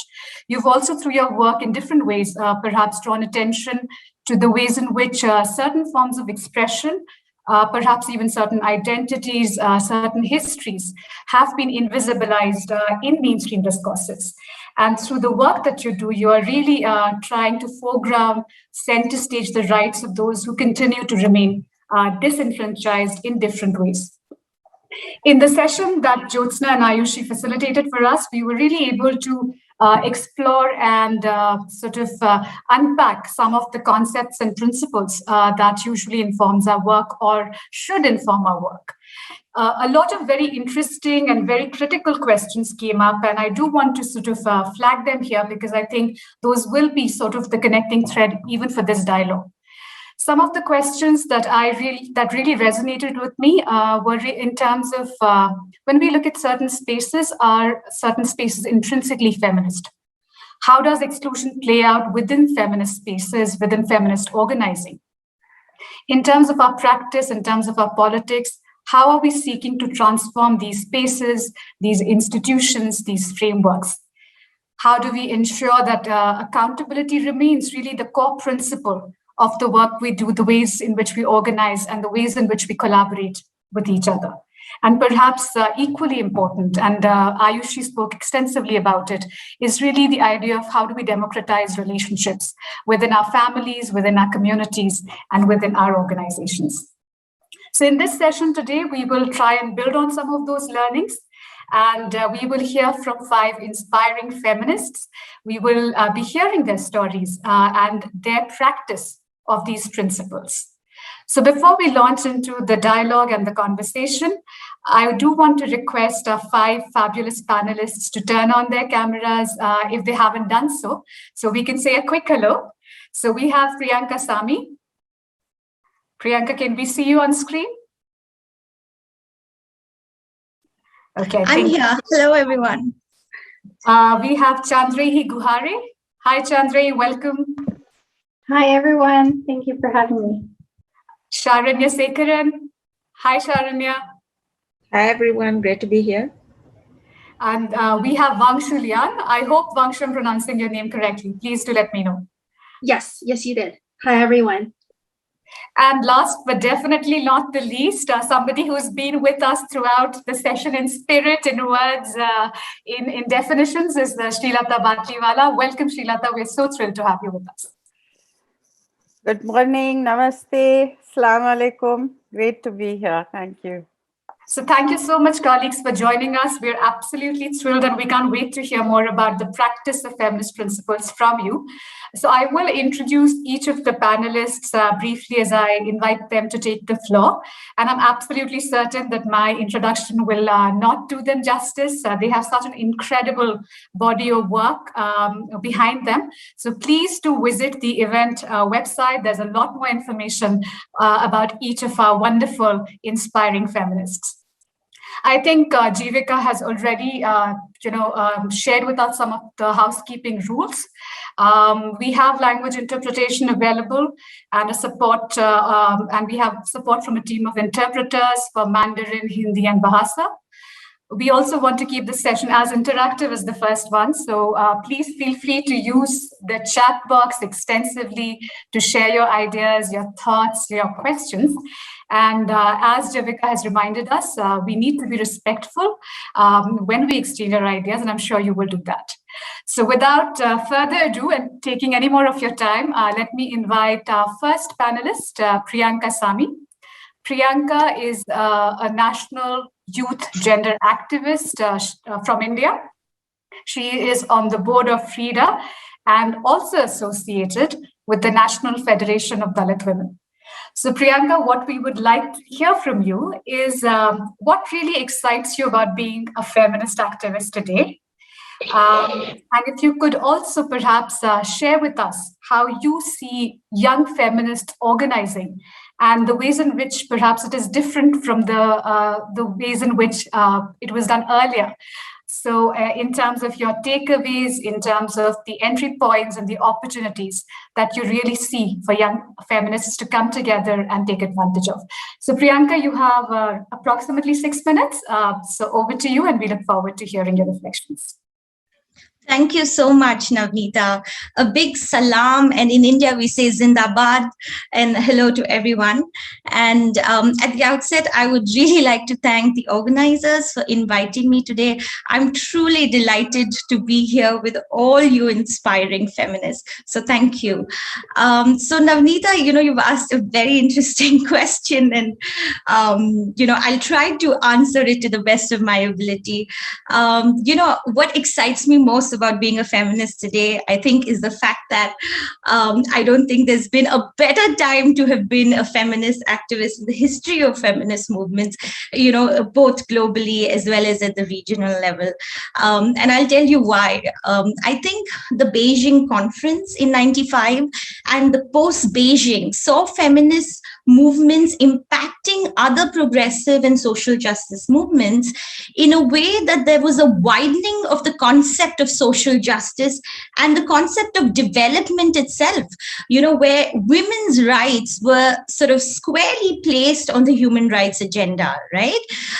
This 26 years later evolved into a context where a newer generation of feminist leaders and human rights defenders, including those from historically marginalized communities like myself, have emerged, and where an understanding of intersectionalities of gender, caste, race, ethnicities, religion, sexual orientation, abilities, among others, are leading to more broad-based feminist struggles in alliance building.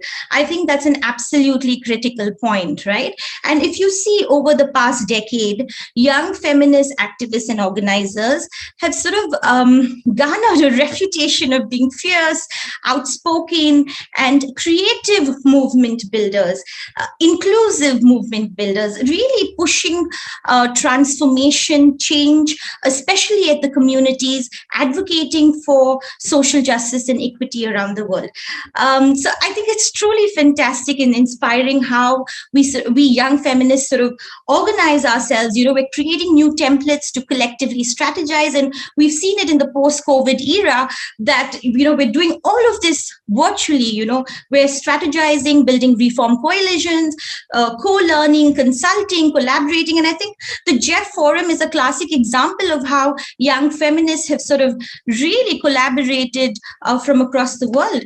And literally and figuratively, as young feminists, you'll find us everywhere. We're on the streets, we're in the negotiation tables, we're in the corridors of power, we're in the classrooms, we are in the markets as much as we don't want to be, and as frontline health service providers. So we're literally everywhere, and you can't, even if you want to get rid of us, you can't get rid of us. So therefore, I think what is important is, despite the various social, political challenges that we face, and especially in the face of the most pressing inequalities, right?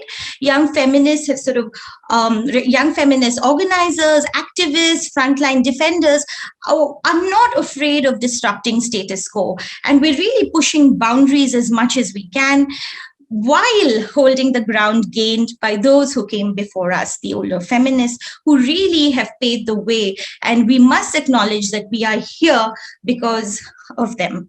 And coming to the other part of your question of how I see young feminists sort of organizing in organizing that is sort of different from the past, is that young feminist activists and organizations are sort of relatively new. We're sort of described as emerging or nascent, as most of our organizations are, were sort of created post 2010. So what is interesting, although we're nascent, is a pattern that you would see across young feminist organizations is that we're diverse and we organize intersectionally. I think, you do a mapping across the world and you would see it. Even in the smallest, most grassroots level feminist organizations, you will see this.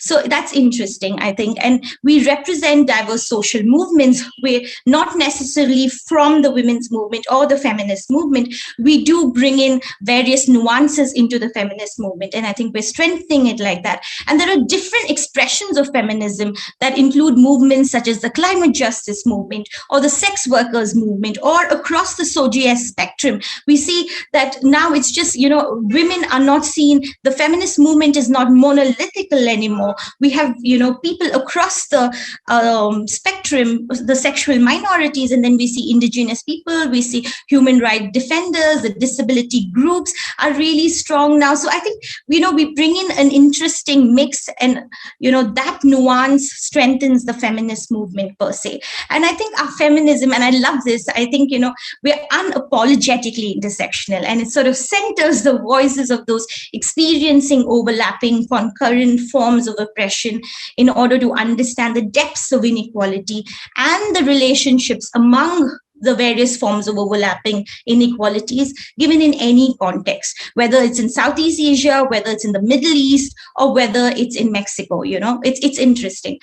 So I think we young feminists recognize that gender equality does not just require addressing discrimination against women, girls, or trans folks, but it is essentially about dismantling structures, social norms and institutions of cis heteronormativity and the binary of femininity and masculinity, and really centering people's dignity in our struggles, right? So I think we understand very well that intersectional feminism illuminates the connections between all fights for justice and liberation. It's not just, a women's liberation or trans folks' liberation. It is really about liberation for all people. And I think in that sense, our politics is progressive and inclusive. We really understand fighting for equality means not only turning the tables on gender injustices, but rooting all forms of structural oppression, such as race, caste, class, among various others. So the mobilization work and role of young feminists 26 years after the Fourth World Conference on Women in Beijing is absolutely distinct, right? As we would see, feminist groups are led by young people who have directly sort of experienced rights violations themselves, right? It is no more, white women sort of sitting somewhere in the global north and making decisions. We are survivors of violence ourselves. We are child brides, who have faced multiple forms of discrimination, and with very scarce resources, almost absolutely zilch resources. And I'm sure Vangshu will talk about that. We are still mobilizing, we are still organizing, and we are still pushing boundaries. I think that's a very key point. So it is our lived realities that give a unique perspective on how positively we want to sort of affect any situation, to devise appropriate strategies to our local context. I think, we are organizing in new ways with a fresh perspective on structurally embedded discrimination and oppression. And we do have innovative ideas on how we create change.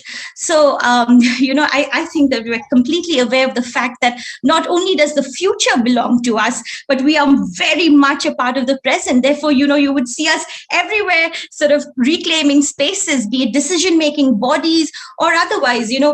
Our demand really, young feminists, we're not happy with just sort of, someone passing the mic to us. We're demanding the entire stage. Our politics is clearly rooted and informed by the idea of nothing about us without us. So we want a seat at that table, and how. So I think of late, there has been a transformational shift from mere participation of young feminists to leadership and co-ownership. This is a welcome move. And I think the JEF process has facilitated this. And, you see in all small spaces, there is a move from tokenistic representation to substantive representation of young feminists. So, and representation from historically marginalized communities is also seen as a key area. And, there's an increasing understanding of the criticality of their perspectives and priorities to be mainstreamed in the gender equality forums processes. And, that is really something that has been long due. So the other point that I would like to say about young feminist organizing is that I think we're well integrated into larger movements, like I said, and we work intergenerationally. Like, we're not working in silos.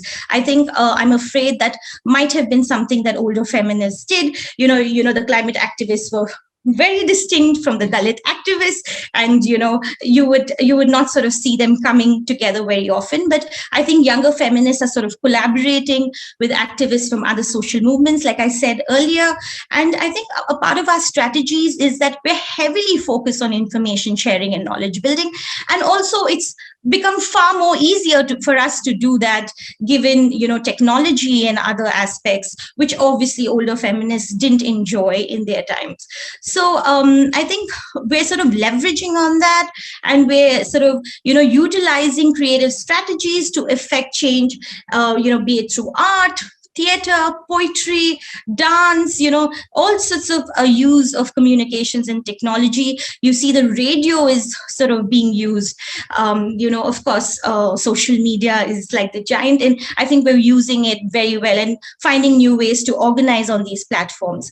So, I think that young feminists have really sort of accomplished a lot in the last 5 years, and we are agents of change. We're playing leadership roles in the waves of uprisings across the world, and even in India.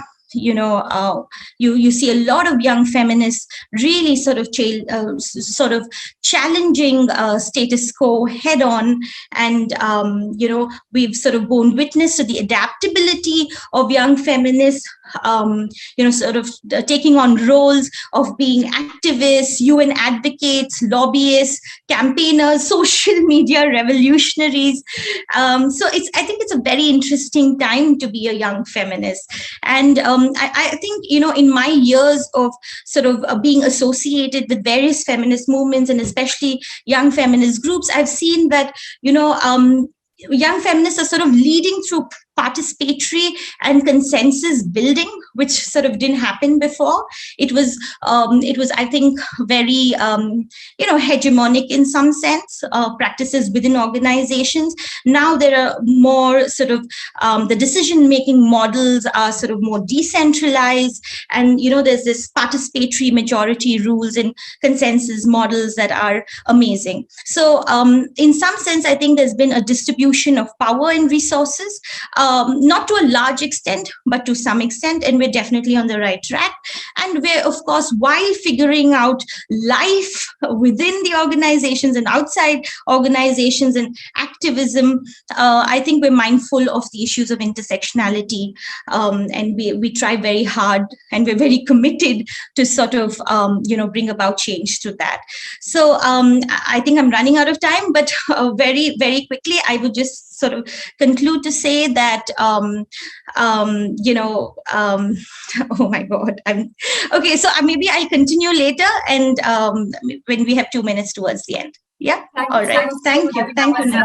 And that was such a packed opening to the session. And I'm sure all our fellow panelists and participants, there's really a lot that you've, thrown out there in terms of the ways in which young feminists are building on the legacy and the history of work that older feminists have done.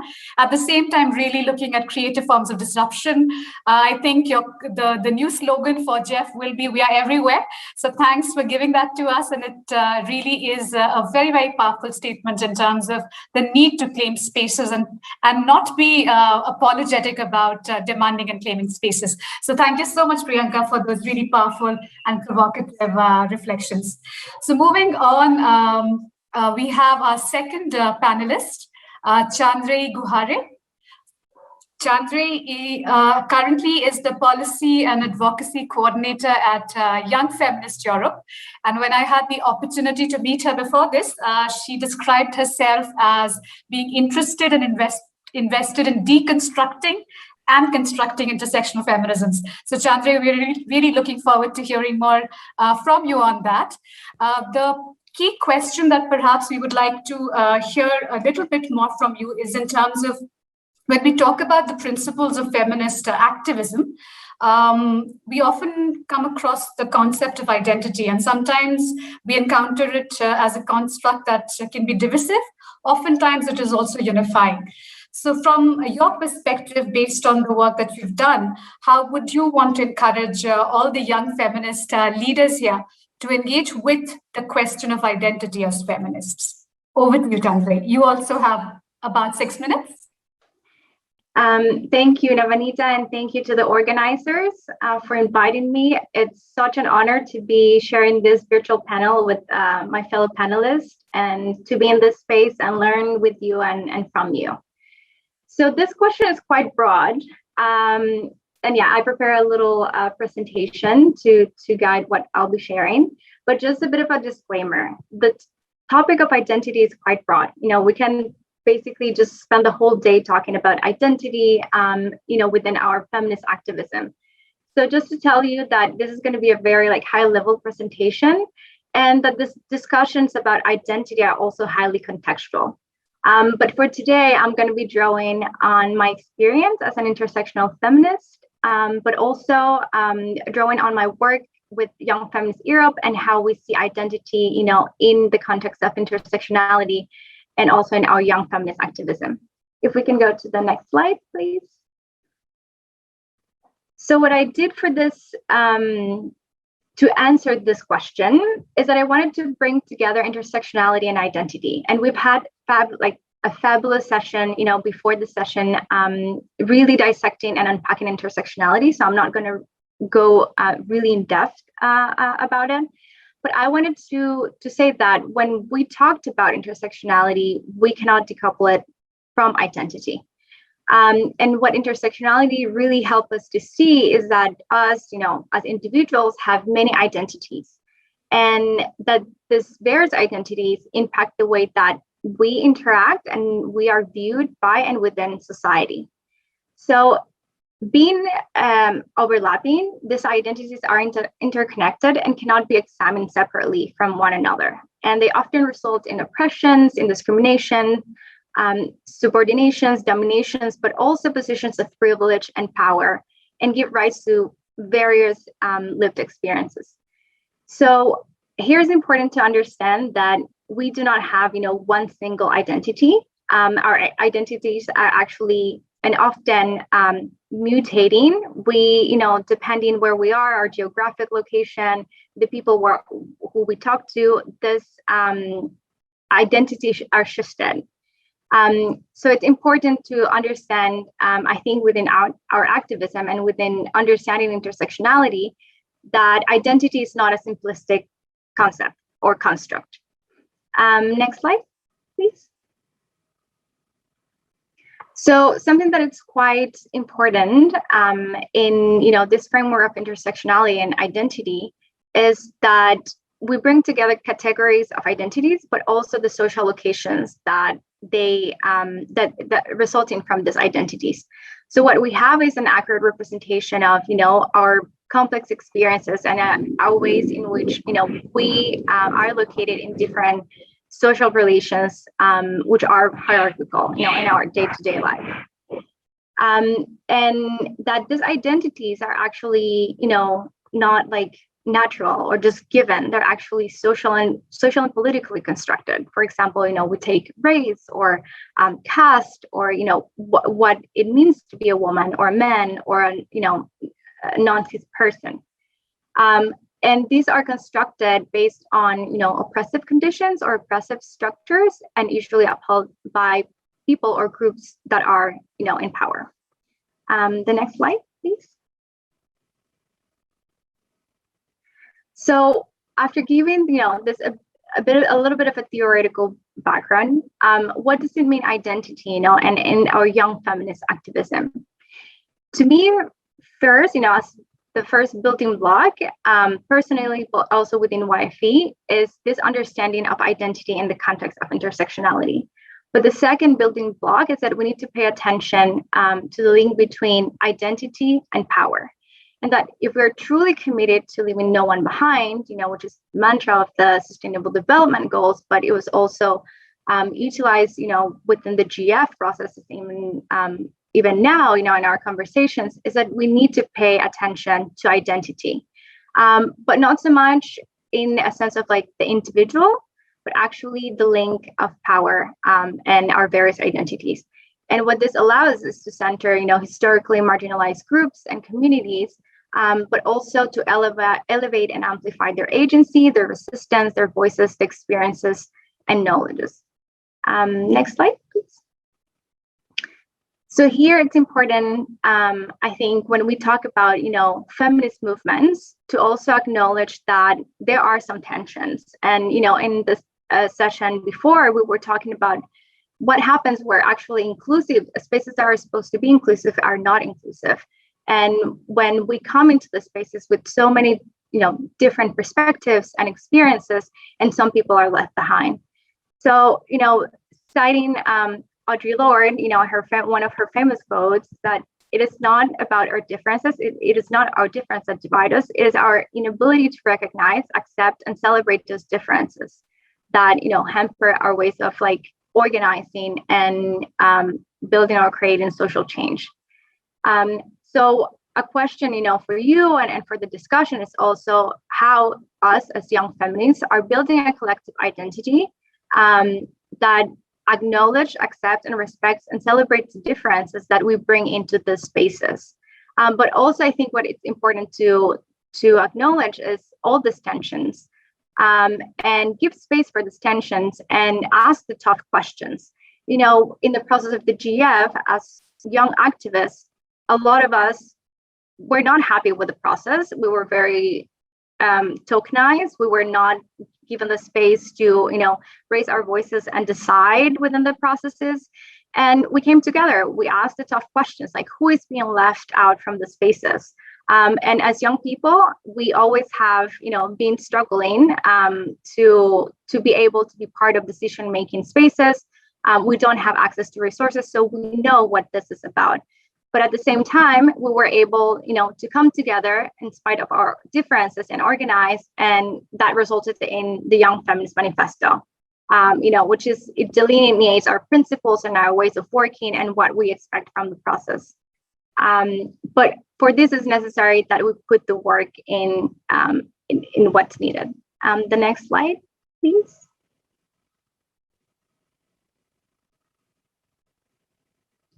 So just to summarize, I think, this understanding of identity can provide us with the political basis for feminist action in politics, against harmful constructions, against patriarchy, misogyny, heterosexism, racism, ableism, ageism, capitalism, and many isms more.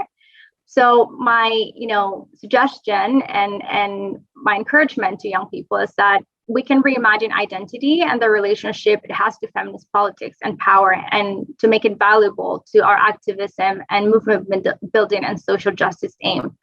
And just to summarize it and end up with a quote or reflection, I do believe, and from YFE, we do think that our liberation, our common liberation, or even the working our feminist activist agenda cannot rely on the oppression of other people. So we really need to bring up this identity lens and think how we can celebrate and accept all the differences in order to move forward all together. Thank you.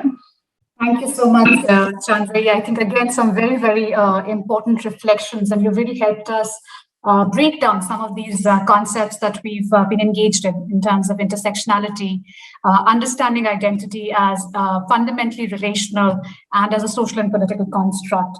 And I think just also building on what Priyanka said, and I think you also added your voice to it, is really recognizing difference is what should inform our politics, and our ability to engage with questions of difference is what will give power to our collective movements and our coalitions. So thank you so much, Chandra. And I'm going to also encourage you to look at the chat box. I think there's a lot happening there. So do keep a tab on some questions that might be directed to you as I move on to our third speaker. So our third panelist is Sharanya. Sharanya Sekaran. She is a program manager at the Grassrooted Trust and also a co-founder of Every Story Sri Lanka. She is a researcher and amongst other things, again, this is something that she shared in a previous conversation. Sharanya is engaged in several self-reflective, introspective conversations around the crisis of age. So lo and behold, Sharanya, you are in an intergenerational conversation, and we really look forward to hearing your thoughts specifically in the context of the work that you do. What are perhaps some of the concerns of feminists that you're encountering? And are there any specific fault lines that you've noticed in the women's movement? How might this have affected the work that you're doing in your organization? And any takeaways that you'd like to share with us today? So over to you, Sharanya, and we look forward to hearing your reflections. Thank you so much. It's such a pleasure to be here. And I was there through the whole session, so the reflections have been so powerful. And I feel like I completely changed my mind about what I wanted to say, just listening to these really powerful, vulnerable, brave introspections that were shared in the beginning and through the last couple of hours. So I wanted to start with an anecdote when we think about intergenerational sort of feminism and when we think about crossing fault lines, is this actually took place about a year ago. And I had always identified myself as a young feminist. I only turned 30 this year. I've been in young feminist forums. I was very confident in my identity as a young feminist. We had a few interns who came and worked with us as part of Every Story. And in her exit interview, one of the interns, who was about 16, going on 17 at the time, she said, "The support of older women like yourself means so much to us." And I sort of felt a moment wash over me, and I thought, oh my gosh, she thinks of me as an older woman. And here I've been running around calling myself a young feminist so confidently. But it was such a beautiful moment of realization that while those of us who identify as millennial feminists or young feminists still, and this is not to say that, as much as I have this crisis of age, I'm not saying that we should suddenly feel that we're supposed to occupy these sort of a different identity than we are used to. But I think we also need to think about what it means, not only on whose shoulders we stand, but who are we preparing our shoulders for? And that's the first kind of takeaway or sort of thing I want to submit that we think about, is that those of us who are continuing on in the movement, we, as Priyanka said, we are here because of the women who came before us. I sometimes feel that as younger feminists, we don't always take the time to appreciate, and we sometimes take for granted the hard-won fights that today is so easy for us to even talk about or embrace or discuss, whether it's the spaces that were created or the wealth of knowledge that we draw from, the research, the academic work. 20, 30 years ago, gender studies didn't even exist as a discipline to study from. And today all of us are running to universities to major in it or do our masters in it. So the second thing I want to say is that we need to think about how do we as feminist leaders, as those interested in intergenerationalism, think about what we leave behind and the support and structures and systems we leave behind for those coming after us and who are coming up now, young teenagers, can draw from, and do we create those, are we doing what was done for us, basically, because we rely so much, and we still rely so much, on those systems and structures. I was a part of, Kriya's young feminist leadership building movements, and those have been, monumental for so many of us in the South Asian region. It is what has led us to understand, I don't really have the words for it, because it's for so many of us, and I've spoken to dozens of young women who've been through those programs who said that has been the catalyst, where we realized we were part of something greater than ourselves. And so if women like Sri Lata have done that work to create those spaces for us, how are we continuing it and ensuring that we keep those journeys of learning continuing? And then the third thing I wanted to also say on this is that I think we also need to learn to be more gentle with each other. I catch myself doing what to younger feminists, younger than me feminists, what I felt was done to myself. For example, I will find myself scrolling on TikTok and being like activism on TikTok is a thing. And then realizing that the forms of activism we took was also sort of snorted and looked down upon by feminists older than us. So I think we sometimes replicate those frustrations or power structures because we don't think of it, we think of it as something that's happened to us, not something that we may also do to others. And I think this is across the board with privilege and, positions of power. I think sometimes it's easy to position yourself as somebody to whom this is happening, but it's harder to interrogate how we also do these things in a different context and not always make those connections. And then on that, I think we also need to likewise, as younger feminists, be gentler with older feminists because the world has changed so fast, so rapidly. I teach gender politics at a local institute here, and I talk to my students who are, 16, 17, mostly, just coming out of school and entering college. And I ask them, do you remember dial-up internet? And they look at me like I'm a fossil. And so in such a short time period, the world has changed so fast. And I don't think, and we changed with it, right? We had the benefit of being young and adaptable and sort of it changed as we grew up. So the change didn't feel so difficult. I don't think we're always fair. And this is not just, technology is an example, but this is not just with technology, with ideology, with words, with the way we phrase things, the way we think about things, the way things are even structured now. I don't think we are always fair to older feminists, that they are also on a journey of learning with us. It's not just us, just because you have done this for 30 years, it looks completely different now. The last time we were all together, the last time I was able to be in a feminist space was in Bangkok. I think Priyanka was there with me. It was a couple of years ago. And we were talking about this, is that sometimes some of the context of things that were talked about in Beijing didn't even exist then, online violence against women, the way technology is being used. A lot of conversations now around gender identity, sexual orientation, our knowledge base has expanded. And that's a great thing, but that also means that for a lot of older feminists, the world that they built their activism through and in and around may not be the world that exists today, but that's a good thing, but they're also learning through a new world as much as we are learning through a new world. And I think vice versa also. I think sometimes some of us have been in spaces where older feminists forget that we weren't around, when Beijing happened, and that we're also discovering that there were decades and decades, and that we are young and hot-blooded, and we forget that other work was done before us, and we think we're the first to discover something. And that's part of the joy and the complicatedness and the rush of being young and passionate about something.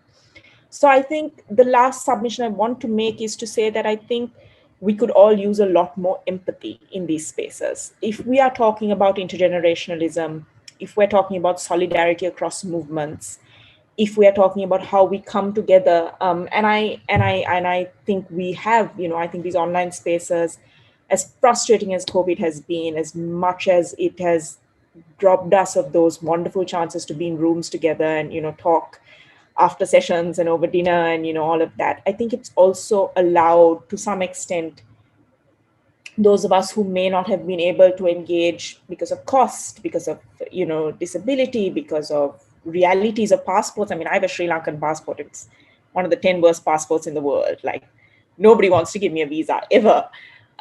So it gives me the opportunity to, be a part of spaces in some ways. Of course, acknowledging, the privilege that comes with it in terms of data connection and, all of those things.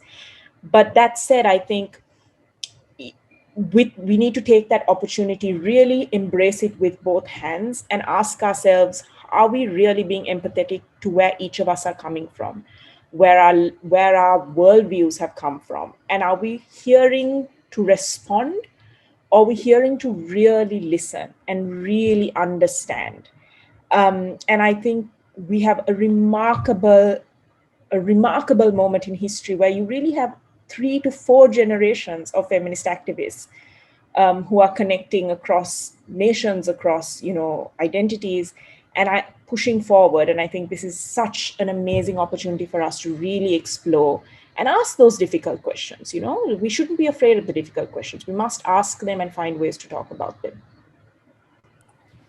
Thank you so much, Pranay. I think all of what you said, I think perhaps resonated with most of us here in this room in terms of really one, recognizing, acknowledging what has happened before. I think it's so important for us to also take that pause and really, accord recognition to those who have, come before us and really struggled to create some of these spaces that today we are able to claim. So thank you for that recognition. Also, I think in terms of your, the very important point that you spoke about, that as young feminists, you already see a sense of responsibility in terms of what is it that you want to leave behind for the next generation that comes, and what might those newer principles and those newer strategies be of organizing. And I think with COVID, there's been so much that we've learned.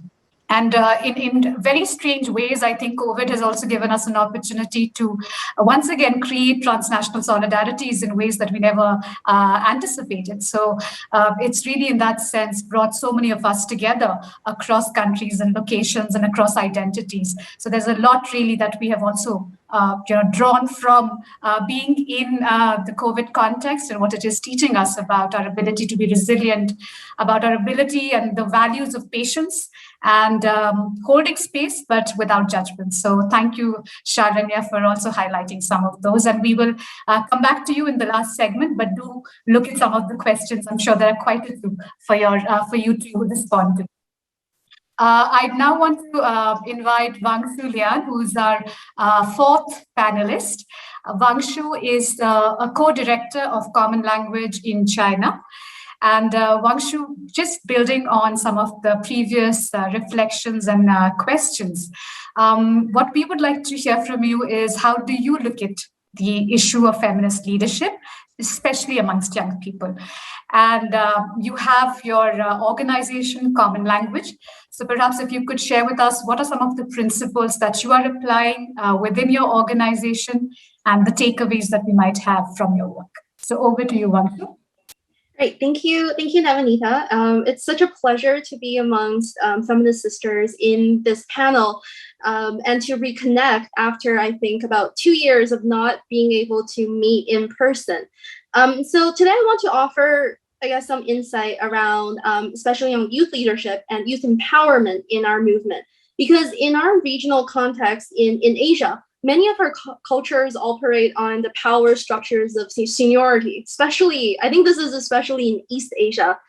In the East Asian countries, seniority is a huge thing, which makes fostering youth leadership particularly difficult. In the civil society sector working on feminist issues, while I think we're mostly reflective about patriarchy, many of our cultural practices overlook the fact that seniority is also part of the oppressive patriarchal power structures that we strive to deconstruct in our work. There's still very much gatekeeping. And as young activists, I think we constantly navigate this power dynamics amongst senior and youth activists and between institutional feminism and progressive radical young feminists. So for us, the most important principle that we practice in both our work, in our own work and in our organizational governance is sharing power and responsibility. And this is both within our own management and in our programming. And what this means is that we uplift youth leadership and we trust younger colleagues and our youth partners to be able to hold power responsibly and to be able to carry out advocacy and work for their constituencies as they see fit. And this trust and empowerment-based approach brings about true ownership and leadership building process. And I think it's key in shifting the power dynamics, because as long as we trust youth in their judgment and wisdom, and we let them inform us on what their leadership means. I think it's a great approach that, you know, builds trust amongst multi-generational feminist activists and also across sectors as well. So I want to offer 2 examples of how we practice the sharing of power, responsibility in both our organizational governance, so internally, and in our programming and externally. It is important that we align our values to the work that we do. And in these short few minutes, I can't elaborate on all of the ways that we do this. But the 2 examples that I want to offer today are the ones that hold a lot of personal significance to me. So in our youth programming, this is where we have piloted the participatory grant making approach, PGM, where all parties who apply to a funding pool collectively decide on how the funding is dispersed and allocated. This completely places judgment in the hands of our youth partners, who range from high school students, so teenagers, to university level students, so young adults. This shift of power, not only from, I think, from a seniority perspective, from older activists to youth activists, but also shifting the power of a grant maker and a grantee, facilitates democratic participation and deliberation, not only within this process, but also we hope that this carries into their own organizational governance as well. And we also hope that our youth leaders that we have built the capacity of and empowered in this way can interact with the broader civil society sector at large with the reflections that they have gained through this process. And hopefully this process will empower them to challenge the status quo of power structures that comes with, you know, the cultural practices of seniority, particularly, I think, in the East Asian context. And in our own organizational governance internally, we operate on a co-directorship model, which means that we have more than one executive director. We actually shifted into this model after like 15 years of only having one executive director. So last year, we made this conscious effort to shift leadership and to center youth leadership in our own organization, sharing power and responsibility with younger staff members such as myself, and who have been able to demonstrate leadership throughout this process. I mean, this is not only important when we do our own management within our own organization, but for the entire sector, because every time we introduce ourselves and our co-directorship model at events and meetings, it is an opportunity to start a conversation around shifting power structures. Because I think many sisters in our peer organizations have not heard of this model where you have more than one person who holds the power and responsibility of an organization. So, you know, that that cultural, I think, myth is still very much present in our sector. And I think we do this every time as much as possible, even just through a short introduction on our roles within the organization to challenge the gatekeeping and the seniority politics that are still very much present. I mean, and this, of course, does not mean that we place the complete burden on youth actors and youth activists to be empowered. So this is not something that's happening to youth actors. I think in this process, this is also very much youth-led. A lot of this programming and our own organizational shift stems from the fact that younger leaders have asked to be able to hold space and to hold power in leadership positions. But we also need to hold non-youth actors accountable in breaking down the power structures and hierarchies that they themselves were a part of as youth activists and upheld later on in their careers as senior activists. So I think this goes both ways in that we empower youth, but also holding non-youth actors accountable in being able to trust this approach. And we also place trust in non-youth actors in their reflections to be able to actually hold space. And recognizing this as part of the integral feminist principles that as a movement, we have consensus on. Because I think sometimes in theory that in consensus, many of our partners talk about uplifting youth and demonstrating youth leadership and practicing youth leadership. But when it comes down to practice, to actually being able to share the power and responsibility, I think it's very difficult for people to envision, first of all, and then to practice. So what we want to offer, as an organization in our sector, is to be able to model this idea that we have, and to be able to demonstrate to our peers that this is a model that works and can be piloted and championed and rippled on throughout our sector. So of course, we have many other approaches as well that I would love to share, but I think in the sake of time, I really do invite other sisters in this panel to be able to also offer insights on what youth leadership means, and also welcome insights and feedback from the chat. Thank you. Thank you so much, Mansu. I think this has been such a rich conversation, and I think each one of you has added one more layer of nuance to some of these questions around or the challenges of actually translating these principles into practice. And Manshu, I think what you've shared based on the work that you're doing in common language are really concrete strategies. Because again, how do we create non-hierarchical organizations? How do we create flat structures? Because we are so used to functioning within certain frameworks. And we also see that, power sort of finds its way of rebuilding itself as you disrupt structures. So I think it is a constant process of disruption and creation. I think a lot of, Priyanka spoke about it, Sharanya and Chandra also spoke about it, and you spoke about it. And that's really, I think, what we need to keep the focus on: disruption, but also finding ways to create new forms of being and organizing together. So thank you so much, Vangshu. And I do hope that other colleagues will also add to this conversation in the chat box. And now, in the interest of time, let me move to our final speaker for today, Srilata.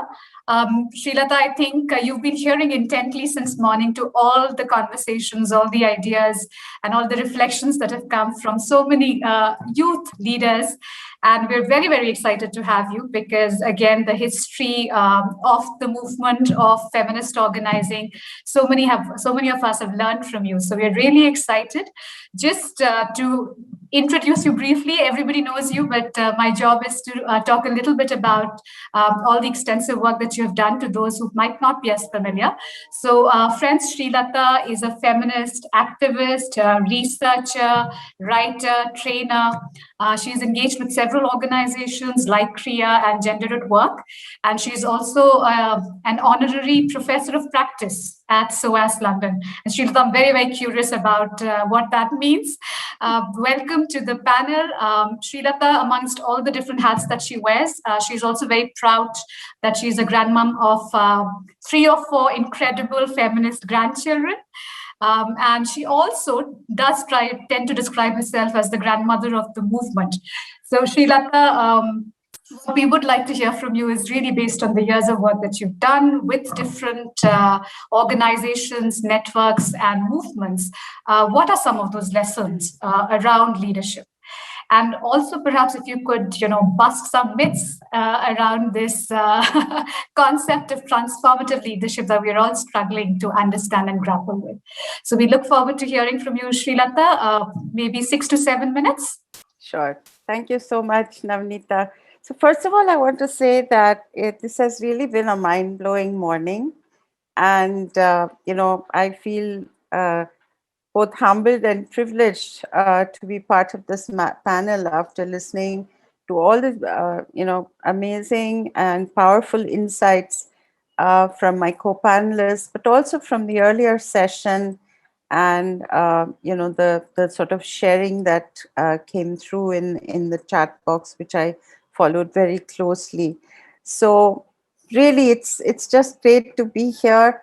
I have to tell you that I think one of my issues is that somewhere in my head, I still think I'm 35. So Sharanya, you look shocked when the young intern said, learning from older feminists. I think I still have difficulty identifying as an older feminist, especially because for the last 15 or 20 years, I've chosen to work under young women's leadership and in organizations largely of young women. Anyway, it's great to be here. So I've also organized my thoughts in the lessons learned, some key lessons about leadership, and also some of the myths that I feel really have to be busted. So I've also organized it in a presentation, which, sorry, just give me a minute to make sure I'm starting on the right page. Yeah. I hope this is visible to everyone. And let me put it in slide mode. Okay, so lessons learned about feminist leadership. This is by no means comprehensive. I think, in fact, in the last 2 hours, I've got a whole range of new insights and lessons, but this is just a few things which I put together based on my experience and my own journey. I won't say leadership journey, but on my journey. So I guess the first one, and in a way, for me, the most powerful lesson I learned, and as you can see, I've tried to articulate these also as sort of principles, because I know that that's one of the goals of this morning, is to try and come to some set of principles about leadership, and particularly feminist leadership. The first lesson I learned, and I learned very early, was that the more you share power, the more powerful you become.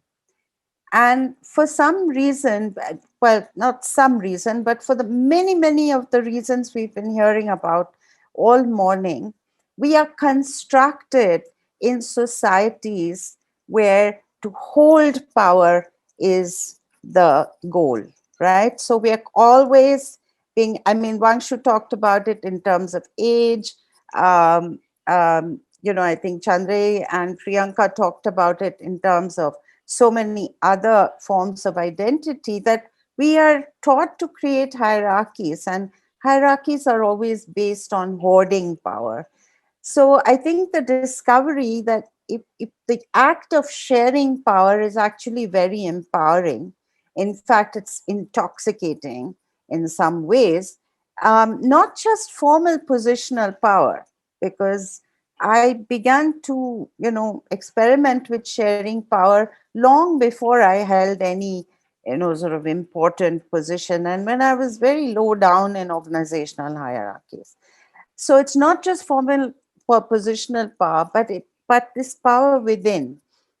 What do I know? What have I read? Where have I been? What resources do I have because of the privileges I enjoy, and the kind of location, my location in society. So it's the power of ideas, of past experience, of insight. And I think, and I'm so happy that this was mentioned repeatedly. I think Jivika also summed it up a little while ago. The power of sharing your love, of solidarity, and of just believing in others. So really try it, is all I can say. The more you share power, the more powerful you will become.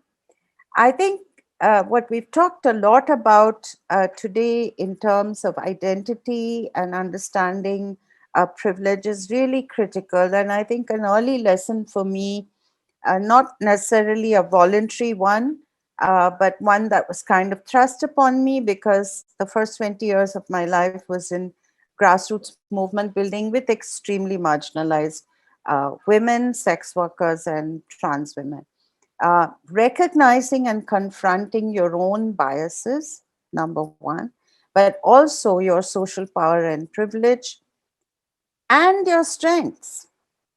And interrogating this always in your interaction with others, with your colleagues, with people you're mobilizing in the movement, or that you're attempting to bring together.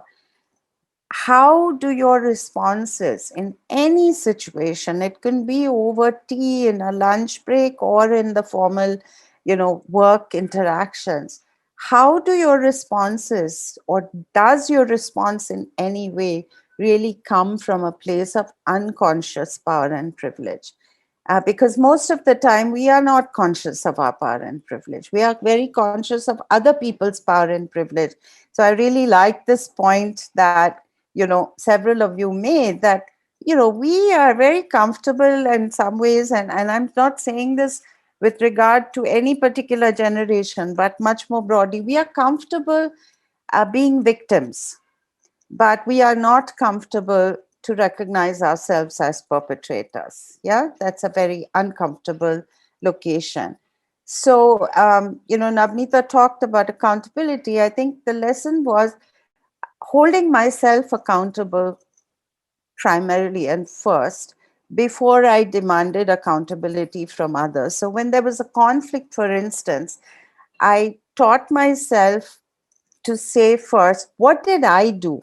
What have I done in this conflict? What role have I played? Because the first instinct we have, and again, I think this is partly socialization and it's partly just our egos and, the way we are constructed internally, is to blame others, to find the fault outside ourselves. A third lesson is that none of this is possible. That is, looking at yourself and looking at your role, looking at your exercise of power, or indeed sharing power. None of this is possible if we feel powerless inside, right? So in a way, I would almost, come to an aphorism that says, the root of all evil is a sense of powerlessness within. And as we know, many objectively powerful people in terms of privilege, resources, control over all kinds of things, still feel powerless within. And that's what makes them very oppressive when they are in positions of power, because of that sense of powerlessness within. Stephen Weinman, a brilliant psychoanalyst, has this concept of power under, which I wrote about in the Feminist Leadership concept paper. So I think it's about how do we find ways of reconnecting, activating and reconnecting with our power within, which is there in each and every one of us, because none of us is ever totally powerless. Maybe others would like us to believe we are, but we are never completely powerless, even in the most desperate and oppressive and violent circumstances. There is this, and I saw this power within constantly in the very, very, very poor women I worked with women living in the pavement slums in Bombay, Dalit women and indigenous women in very remote and backward rural areas of my state, northern Karnataka, that there were some who just had the sense of power within. I also saw it in my grandmother. She's the one who raised me to be a feminist, not my mother. Yeah. So it was this power within that somehow they were able to stay in touch with despite their objective circumstances. And I guess building on that thing of accountability is, I also learned a lesson that I had to look within and understand my own history and my relationship with power. I have a nice exercise for this, which is in the Feminist Leadership Toolkit, called Personal History with Power. Because, most of the time, this is not something we reflect on. But in fact, it's critical to practicing power in a different way. And often our inability to practice power differently, our tendency to reproduce those toxic forms of power that several of you have referred to in the panel, is because we haven't understood where we ourselves have developed certain attitudes to power. And often that's because of early experiences and the early models that we've been exposed to. So I think looking within and understanding our own history, our reactions to, our response to, our relationship with our power is really critical to practicing power in a feminist way, which is about feminist leadership. So I guess by now it's obvious that I understood that I was out to change the world, but I had to start with myself. But believe me, this took a long time, yeah, to recognize that I am a site of change, and that this better world, this feminist vision of a socially just world that I say is possible, has to begin from within me, right? So the personal is political, the good old feminist slogan. What does it really mean? It means I am a site of change. And this gap, this not recognizing ourselves, or that change has to come from within us, and we ourselves are part of the change process, we are sites of change, has really, according to me, led to the huge abuses of power, the very toxic environment within the world of feminist and social justice organizations and movements. And I think we're still doing badly in this respect. I'd like to be more hopeful, but now the problem here is that people feel, because they don't want to see themselves as sites of change, that let's tinker with the structure, right? So let's create flats. For instance, we were just talking about creating flat structures. But as you pointed out, Navneeta, what happened in flat structures? Invisible hierarchies, invisible centers of power, much harder to challenge, much harder to confront because they are invisible, yeah? So I think we really need to recognize ourselves as sites of change, and we need to create change agendas for ourselves. Like, what are the things that I need to address? Because, for instance, I tend to react to power like this, or I react to it like that. So that's very key. Then I'm just sharing some personal lessons because in my journey, they were important and actually very powerful. Becoming a grandmother actually gave me a whole new insight into power and leadership, both in my personal life, but also in my professional life. I think it helped me discover and experience the joy of leading from the back, which is something, everybody talks about. But what is it really, and what does it look like and feel like to lead from the back? What does it feel like to give up space, to cede space and say, okay, I'm going to support you. And most importantly, what does it take to learn new ways of doing things, to, just get rid of all your strongly internalized ideas about how a baby should be bathed, or how a child should be disciplined, how movements should be built. Yeah, you're very set in your ideas. Oh, I've done this for 25 years and all this, pardon my language, bullshit. So I think learning to, from the way others are doing things, standing back, supporting from the back, sharing your, experience or your knowledge or whatever when it's asked for, and actually being open to learning, that is all something I got from the experience of grandmothering. And it is actually what enabled me, or what sort of spurred me to actually put myself under, formally, under young feminist leaders. So I had made the decision to give up positions of formal power much earlier, even before I became a grandmother. But I also decided to experiment with placing myself in organization like in AVID. My boss, the overall boss, the head of AVID, Lydia, she's 2 years younger than my oldest child. And my immediate boss, whom I reported to, Cindy Clark, who's now co-director of AVID, was 2 years younger than my younger child. Yeah. And they really experiment with working under them in a very respectful, deferential way, not just sort of tokenistically, oh, see, I'm such a great older feminist, see, I can work under young women leaders. You can make it into a game.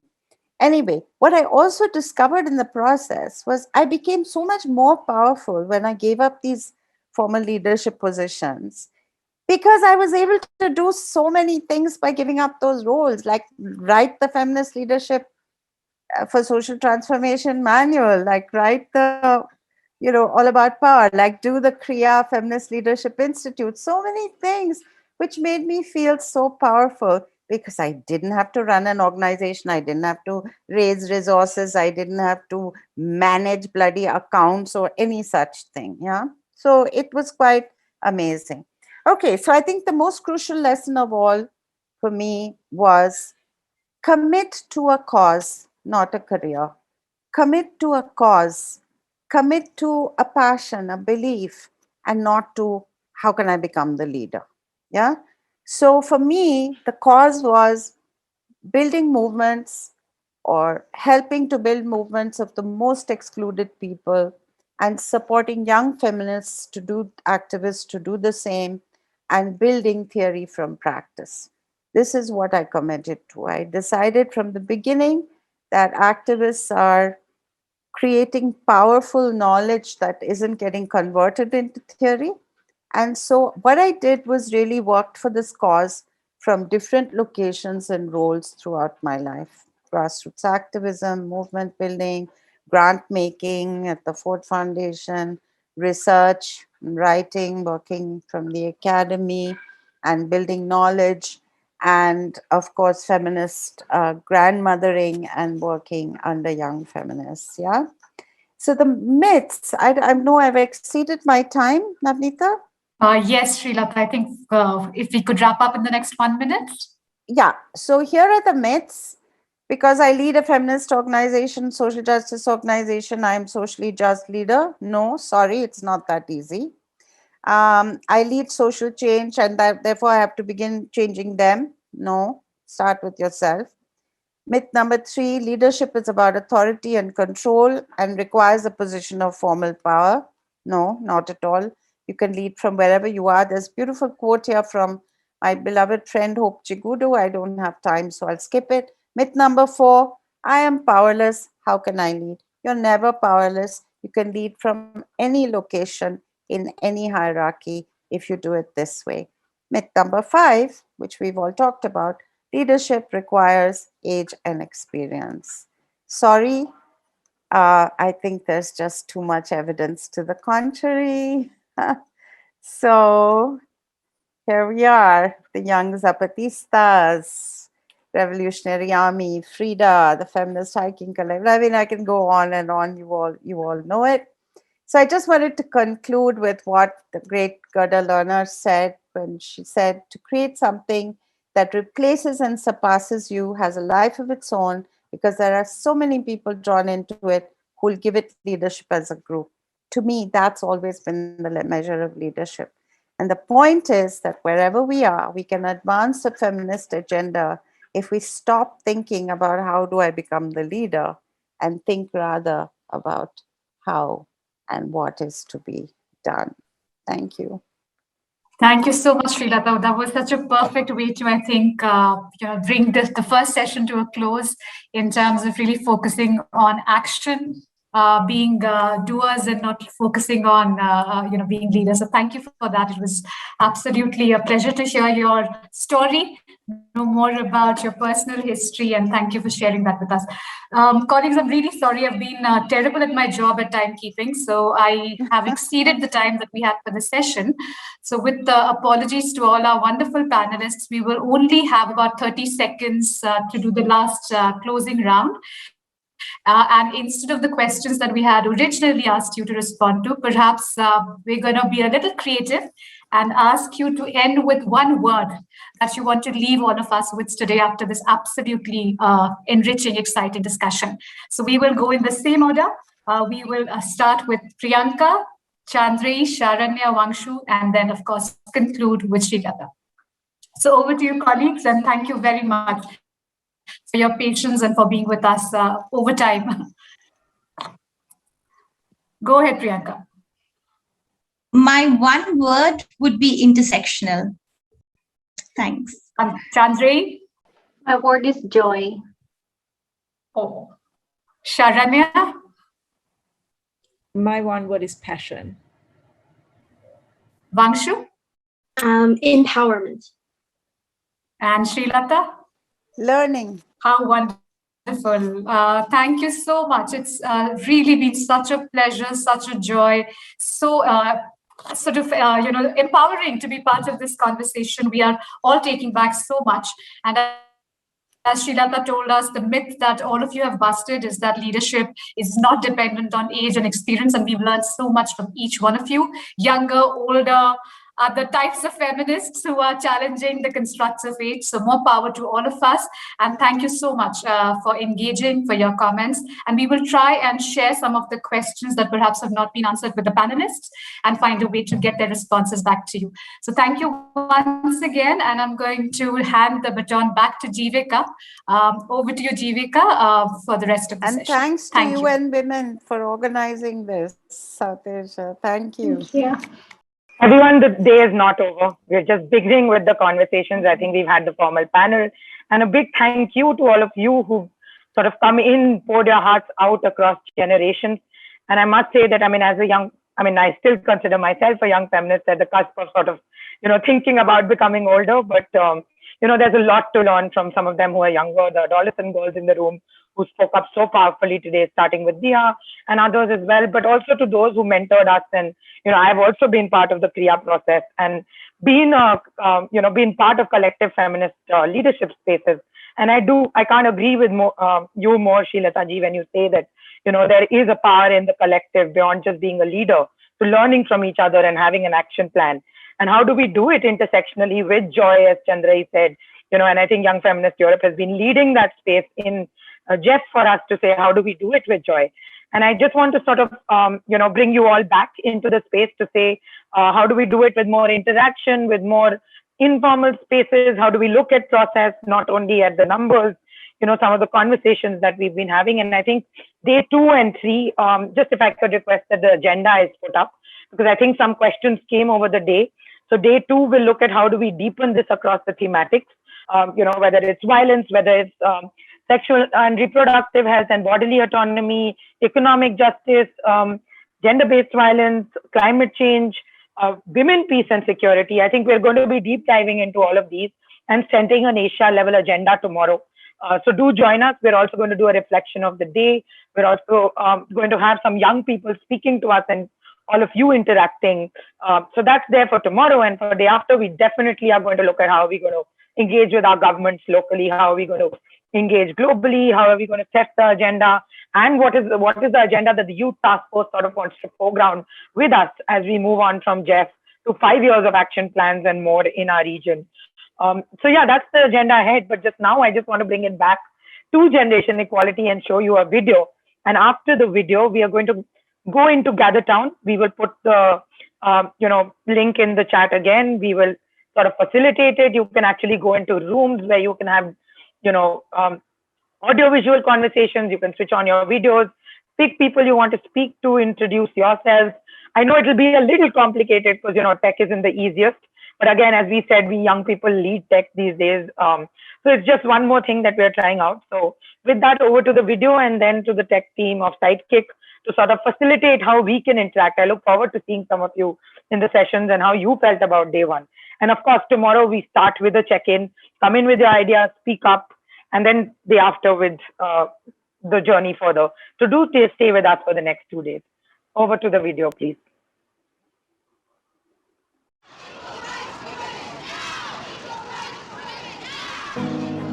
What defines a generation? Is it just about the year you were born? Or is there something more?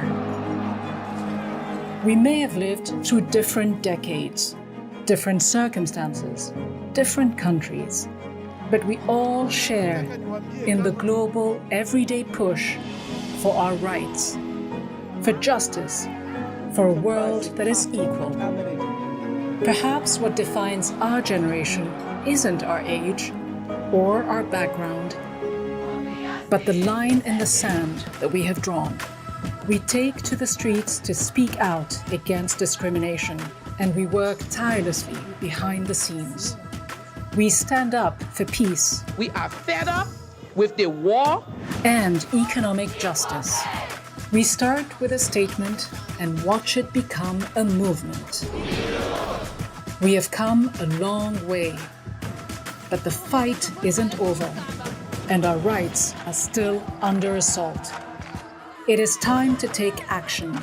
Let us be the wake-up call the world needs. The eyes of all future generations are upon you. Be the first, the youngest, the best, and then make sure no one is left behind. When someone tries to silence you, raise up your voice. Let us wage a global struggle.